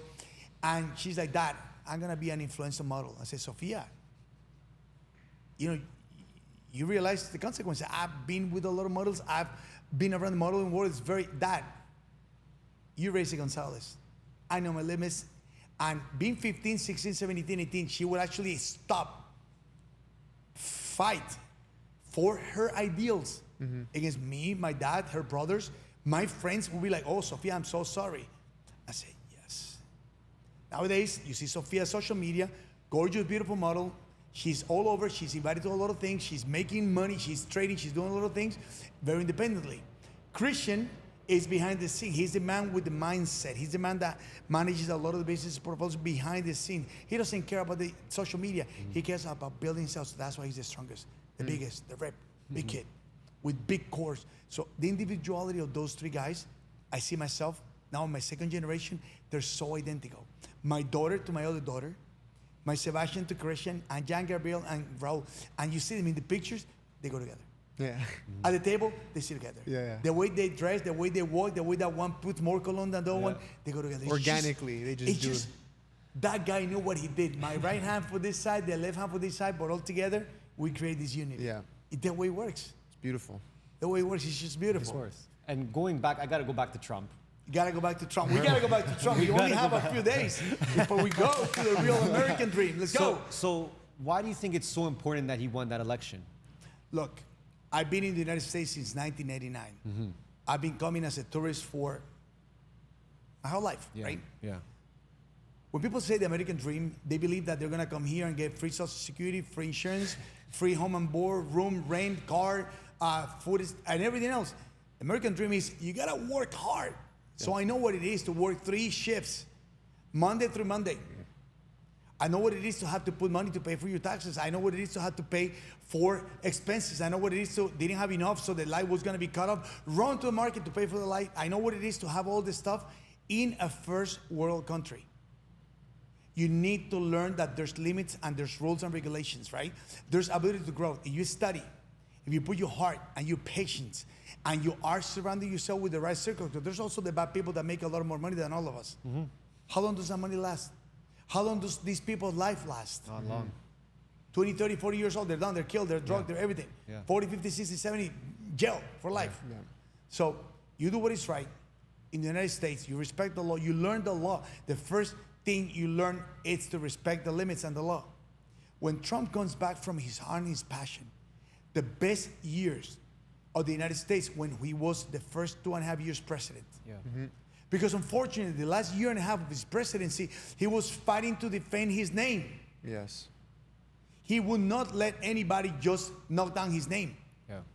at whatever cost. And it cost him a lot. It almost cost him his life. Yeah. Twice. 3 times. Yeah. Nobody wants to put themselves as a victim to the country without having to have that devotion. I would have done it myself. This land saw my kids' birth. This land saw my granddaughter's birth. My future grandkids come. I mean, if there's more kids coming from my side, I'd love to.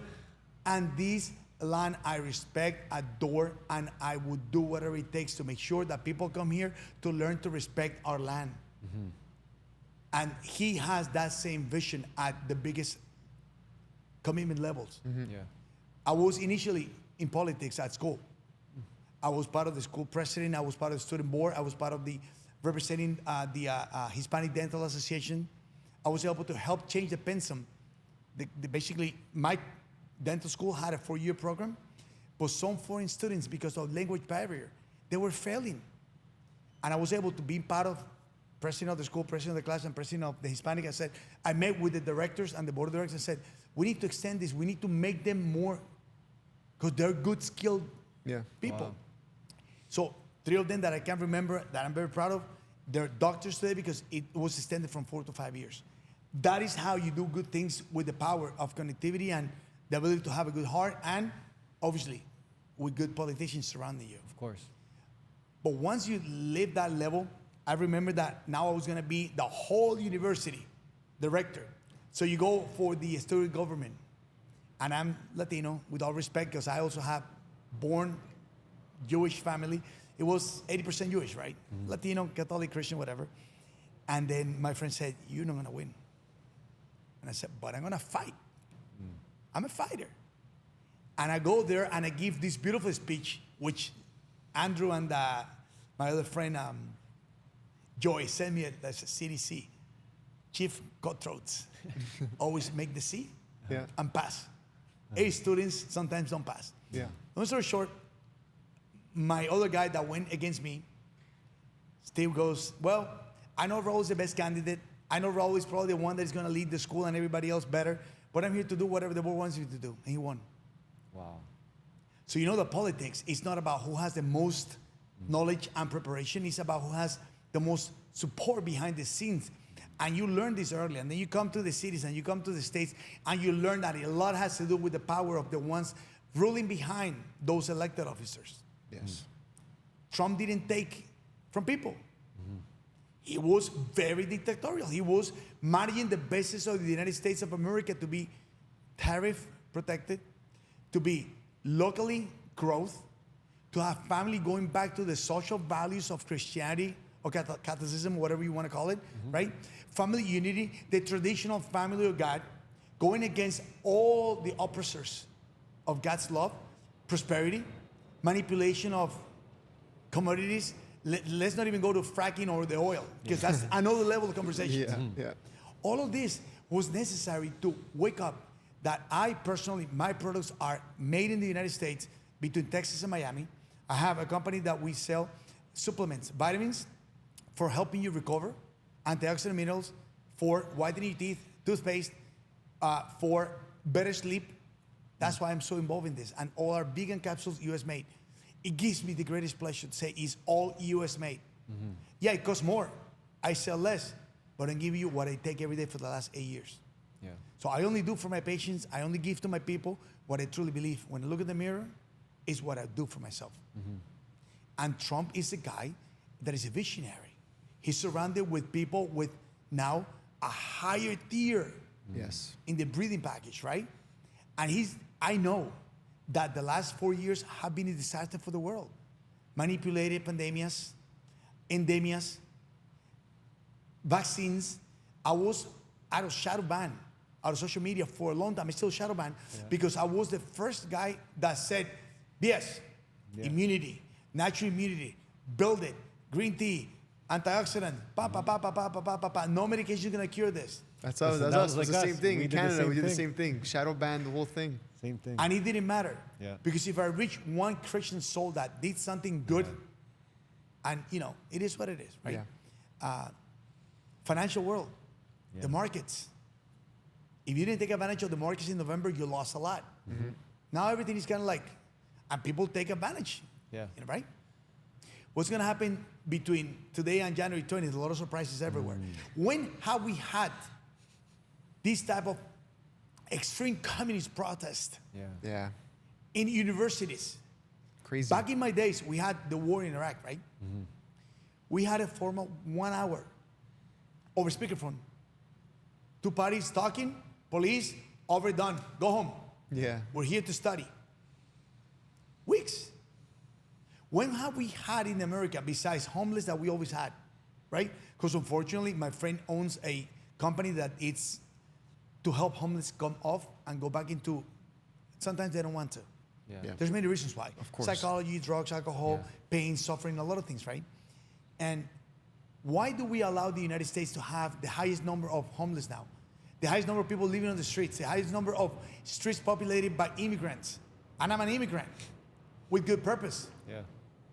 We are all somehow immigrants, otherwise you're Indian by nature.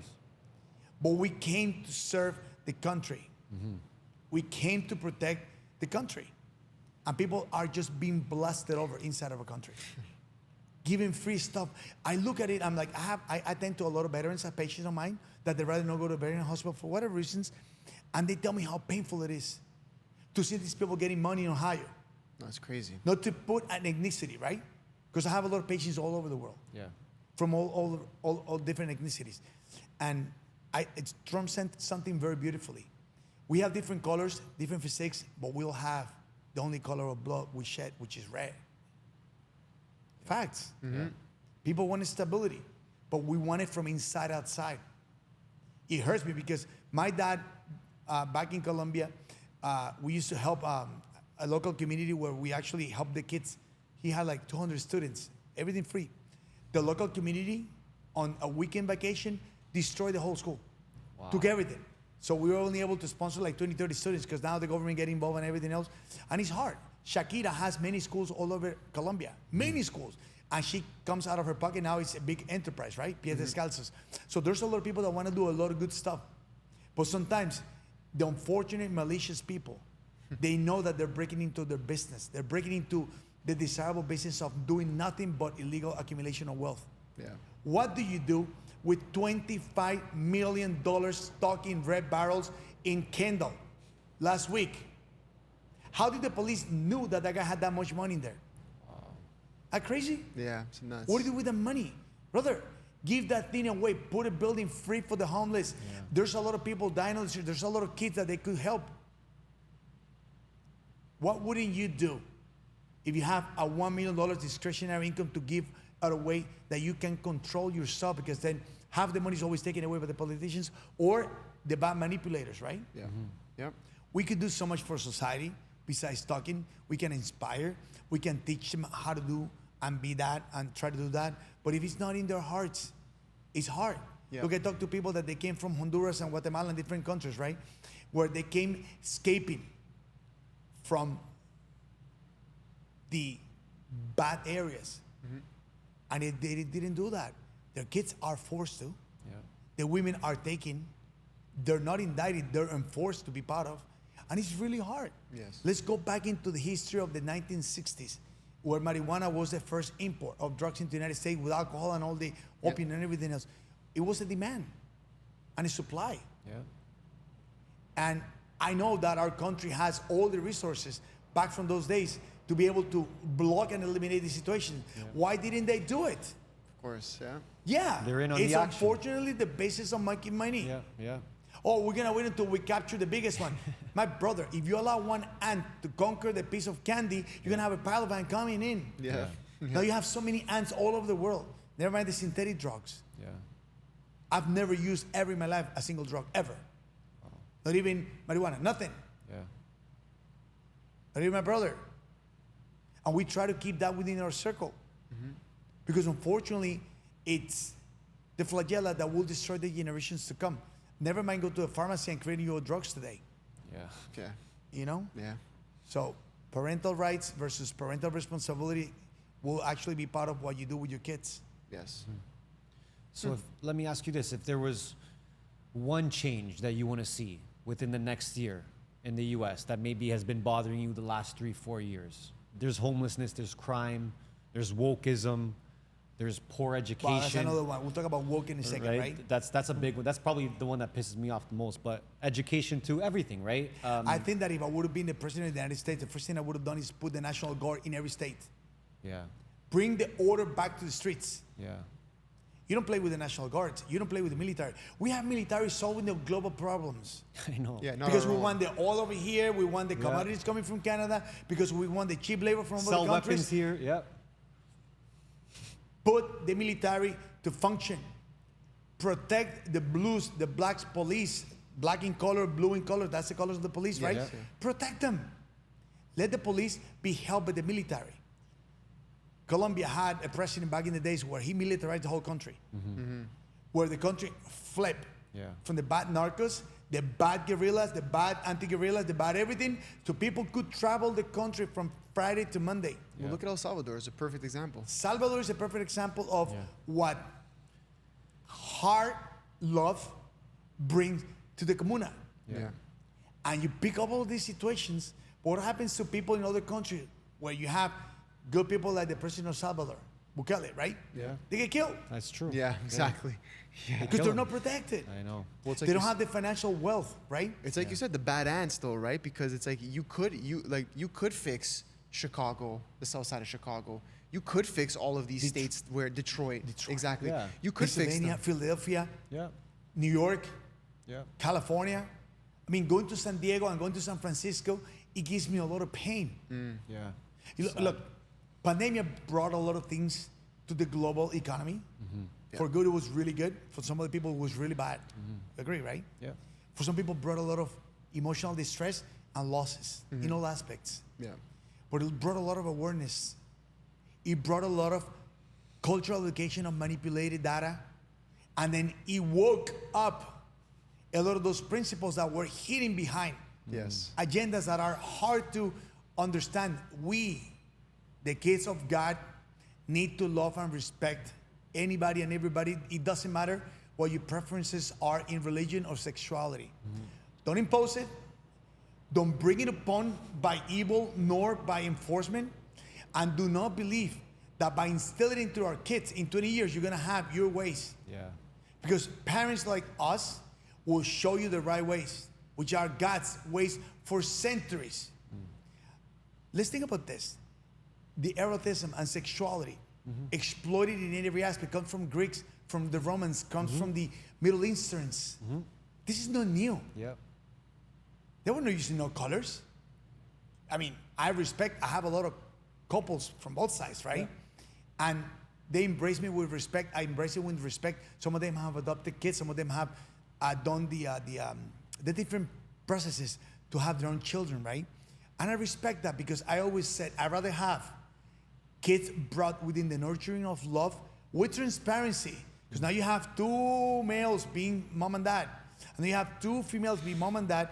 And it's a very hard line in between how you define that when they grow up and start asking questions. That's why most of these couples, they like for their kids to follow their pattern. Yeah. And that's why you have a lot of celebrities enforcing it. And that's why you have a lot of celebrities, right? You asked me about celebrity dentists. I know a lot of behind the scenes. A lot of celebrities being paid for to speak about the new liberalism Yes. against Trump and pro-chaotic lifestyle against God. Don't tell me no, because I've seen some of your kids in my office. Yeah. And you're going to tell me that you were pro all of that when you're not, just because your kids changed? What happened when you left your family? What happened when you left your wife? What happened when you left your husband? What values of communication do you live that these kids were raised by who? That's the problem. Yeah. We talk about the super nannies versus the new nanny. Where's your phone? Yeah. That's the new nanny, Yeah. right? Yeah. And then woke. Woke to what? Woke up to what? Woke up to what? What's woke? Yeah. I mean, you have the potential wannabe president, with all respect to the United States, believing and supporting and dancing for pro because they have in their family that logistics. Of course. And all this situation, guys, look, I heard jokes and comments, oh, they should all go to California, or they should all go and live themselves in this location. No, God gave us a beautiful world that we, the people, are destroying. Yeah. Because the lack of love and the building and rising of hate and crime and the escalating levels of evil within people's heart, it comes all with the currency number. Yeah. How much can you pay to make it more vulgar, more open-minded, more destructive, and then you bring all these chaotic, it's all a plan. Yeah. You can put names to it. I mean, you can go back to the days of the most successful family prior to Trump in New York. The real developers of Manhattan. Let's leave the names outside. We don't bring no conspiracy theory, but you know who we are. Of course. Right? I'm sure that they're fourth generation, they're listening to us at one point, right? And you have all these people coming out of Asia, Middle Asia, the Middle East, and then look, think about this. We have wars in the Middle East, but the Middle Easterns were all one community. Yes, I know. Back in the Christ days. What happened? Why can't we come up with amicable, understanding, shareable land and love? Done with it. But there's people pushing for the armamentarium. There's people pushing for the wars because they will continue making more money. Yeah, exactly. What do you want more money? I have this guy that he is a multimillionaire. Yeah. And he has factories in Europe, in America, and South America, and United States. And I said, what do you want another factory now in Africa? Oh, because there's going to, why? Yeah. It's going to be what? Don't tell me. You should have so much money. You should put schools, missionary camps, and then build factories for people to develop localized new communities. Self-sustainable. That you don't bring your money to launder money, but you use your good money to create a new culture. In 10, 20 years, you have a new community, a new city, a new state. You do it all over. I said, I'm hoping that this is going to be listened by people that have, a lot of sense in their heads. We have a border. With Canada, it's complicated because you have a lot of hard land, right? Yeah. But in Mexico, we have a big border. Yeah. And I said to a lot of my friends that are wealthy politicians with a lot of things, I said, look, you put what is kind of like a neutral zone, militarized, that is a commonwealth between the United States government and the Central American and South American government, where you have schools, living facilities, factories. You create a place for employment, for church, and for the kids to get an education. You give them visas for 3, 4, 5 years, and then you send them back to the country with some type of wealth, some type of education, and some type of, and then you let other people come in. That zone is never going to be attacked because now it's militarized. Of course. Yeah. And I don't know if I can say that the military is sheltered from malicious behaviors, but it's hard to understand some of the actions of the military as well. Of course. Yes. So if you use that example of creating these isolated areas for growth of new communities that are going to wellness the United States. You can have United States imported products and built by Central and South American people in that area. You have vast amount of land in Russia. You have vast amount of land in China. Everywhere you can build these new communities, but they don't care. Because massive migrations come with cheap labor. Exactly. Comes with diseases that they're all gonna buy medications. Comes with the food that is the cheapest food that they can sell. Somebody's gonna benefit. Who? The industry of agriculture, the industry of the pharmaceuticals, and the stock markets. Yep. And that's not us. It's hard. Yeah. It's hard. It's sad, by the way. And that's just the truth. And that's just the Yeah. truth. Okay. We have a famous question we always ask, and it kind of is perfect to kind of close off. But before we do that, we have this segment on You our gotta be show. that guy. We have this He's like, segment. I got flowers for you, but let me show you something. Well, because we have this segment on the show. It's a new segment we've been doing where we ask our guest to manifest something for let's say the next 5 years. Is there something you want to achieve personally, whether that's personal, business, maybe it's for your family, whatever the case may be? We like to do this because we want to be able to, come back to it in 2, 3, 4, 5 years when it comes to fruition, and you're able to say, damn, I said that on the Money Buys Happiness show, So I want to ask you, Dr. G, is there anything that you want to manifest for yourself in life, in business, whatever, let's say for the next 5 years? I manifest that every day I'm going to be healthier, every day I'm going to be happier, every day is going to be more accumulation of blessings for my circle, family, and friends. I know for a fact that every day adds to whatever I do on the closing of every chapter of my life. I know that in 5 years, the 20x number is probably going to be exponentially surpassed. But manifestation of health, wealth, is not as important as my manifestation of becoming a better man, better father, a better Christian, and a better businessman on a daily basis. Growing will add to the successful results rather than anticipating a probable, questionable result. So I don't envision publicly what I used to do before, because that's kind of like not a gyms, but kind of like, I'll see you when I'm 60. You'll see. And it's actually 5 years from today. I love that. Yeah. It's amazing. Wow. Okay, we got to come back to Now that. we need the famous question, though.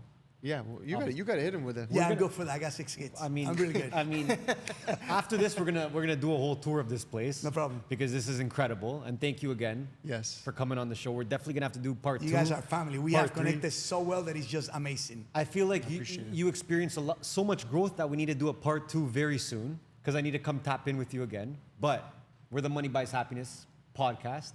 Do you believe money buys happiness? Money enables you to have commodities and comfort areas of satisfaction that if it buys happiness, it actually shares happiness with the people you love and care for. And when money is in that abundance and you are you are a gentleman or a son of God, you're gonna share that wellness to people that are never gonna see or know who you were. Because my most benevolent action is when I have a foundation where we give 1,500 people up to 2,000 people a year free medical, dental, wellness, everything for free. And I don't talk about it. It just feels good. Yeah. And when I do stuff for people that have been sick and I just create funds or I just donate funds, whether it's a penny or a lot of pennies, it doesn't matter what you donate, you're giving something. It just feels amazing. Money does buy happiness to those people that don't understand what really happiness means. But it's nice to have a different car. It's nice to fly at different levels. Yeah. It's nice to have better quality of food. It's better to not to have to think about medications, but to be able to enjoy time to successfully exercise without worries. I think that money manages the tolerances of the non-predictable pain. Pain that you can dissipate with love, pain that you can dissipate with your faith, pain that is dissipated when you hug your wife, your kids, your grandkids. When you go to that granddaughter and she goes to you, Abu, grandpa. My brother, there's no money that pays for that grandpa. It doesn't matter how much you have hidden in your secret wallet. It doesn't matter how much you have in your phantom accounts or whatever it is. I don't give a shit. That all goes away one day. That memory, when I look around and I see memories, when I go to our other stuff and we see memories, that's real financial wealth. Done, paid, enjoyed, next. Boom. Very inspiring. It's very different from people. Very inspiring, though. I told you, I'm very different from people. You don't buy me with money. Yeah. You get me with love, care, and respect. And then you have all my attention. Yeah. I think a lot of people got to adapt the mindset you have. And hopefully they do after this conversation. And hopefully they do. That's the goal. I have had wellness of having shared a lot of love and interviews with a lot of very successful young guys, right? And other people, different shows. I've been invited to other shows that I said no. And I've been invited to shows that they're just strictly about something that is completely confrontational. And God doesn't want you to confront people. God wants you to show leadership by your proper example, right? And it feels great when I go back and I read the comments and then you feedback yourself. And it's nothing to do with the likes and love of the comments. It's about what people say that they connected with. A phrase, a simple word, or just the mindset process, because we all have the right to learn. Yeah. I'm in a continuously growing process. I see with my sons, my daughters, even my little daughter Miranda. The other day I said no to this. She's like, she's 5 years old. Yeah. And she's like, Daddy, but you could have said it to me nicer, Daddy. Now you broke my heart. And I said to her, can you please forgive me? Yes, Daddy. May I tell you why I said no to that? Yes, Daddy. Da, da, da. And then you had a conversation with a 5-year-old kid. But if you're this person that is arrogant, despot, I said no to this. Yeah. And you leave the kid wondering what's no. You're going to repeat that to the next one. Yeah. You know, so you have to evolve. When my kids say, Dad, no, Dad, I respect them. Because I know that within their managing of logistics, there's something more superior than they saying yes to her, Dad. Yeah. And I just, okay. No, and I think that's on one side where the money buys the happiness, but the other side of it is the continuously growing. I think that's the other side. So the money is one thing, and that's great, but I think people, you stay happy when you continuously grow, because you continuously find a new purpose for yourself. Yeah. As time goes on. Facts. Right. So listen to this. What do you prefer, listening or looking at? oh, that's a great question. I think looking at, I'm gonna say. So I like what I look. Yeah, me too. When I trade, we use the income passive vehicle to a returning tradable vehicle, and we enjoy the experience, the memories. I mean, I just sold my SBA a little while ago, so we make some good money, right, from when I purchased the car from. And it happened to be that the kid had done the teeth with me as well. Wow. And I've been working with him with his weight management and his mindset, and he does trading, and he just feels bigger. And he calls me Uncle G. He's like, Uncle G. I said, look, you need to do this. You need to stop doing this. You need to, now you are taking my last name, because that car that I built, that it sounds like I can hear the car from miles away. Yeah. And he's like, oh yeah, but I like it. I said, I know you like it. I've been there, done that. Now be more responsible. Enjoy it. Yeah. And a lot of the things that we've done, like we modify the car, we modify a few cars with Raul, we sell it, and then we see it on the streets. And it's nice to see that. Imagine when you build an empire like the Trumps, and then somebody else takes over that. Yeah, and you get to see the progression. Every energy, every time that we have changed somebody's life, every time that I see that they have changed somebody's family because they became Raul's student and they grew within Raul's community, and then they changed from the student to the entrepreneur to now helping the mothers, to buying a car for the mother, buying a house for the mother. You're like, wow. Yeah. It is all possible. It is all possible. Everything is possible when you're transparent. Don't get distracted by the noise of the facades, because that's probably non-sustainable. Because people only want to be what they can't become, because they're lazy. Yeah. And they want the easy way out. Yeah. And the easy way out comes with a lot of consequences. No wonder we have dancers and exotic people on Tinder and people on the different social media that they pay per view, basically. Yeah. And when is these people gonna go back into the regular lifestyle? You're making $100,000 a month on this social media. You think you wanna go back to $10,000 a month working? Yeah. No. Yeah. It's hard. But now your kids are gonna see that one day. If you're okay with it, I guess we're very different. I don't need you in my circle. Yeah. I agree. Well, listen, I can say two things. Number one, I like what I see. And number two, this is definitely not a facade. Yeah. So we're going to wrap this up because you got to give us a tour of this place. My fine. Dr. G, thank you so much. So much value in this episode. It's been an absolute pleasure. I appreciate you spitting the game. And like Ernesto said, this is definitely not the last time. We're going to have to do this again. But with that being said, guys, if you made it this far, you know what to do. Like, subscribe, leave a comment. We love you. And on that note, we're out because I got to see these cars.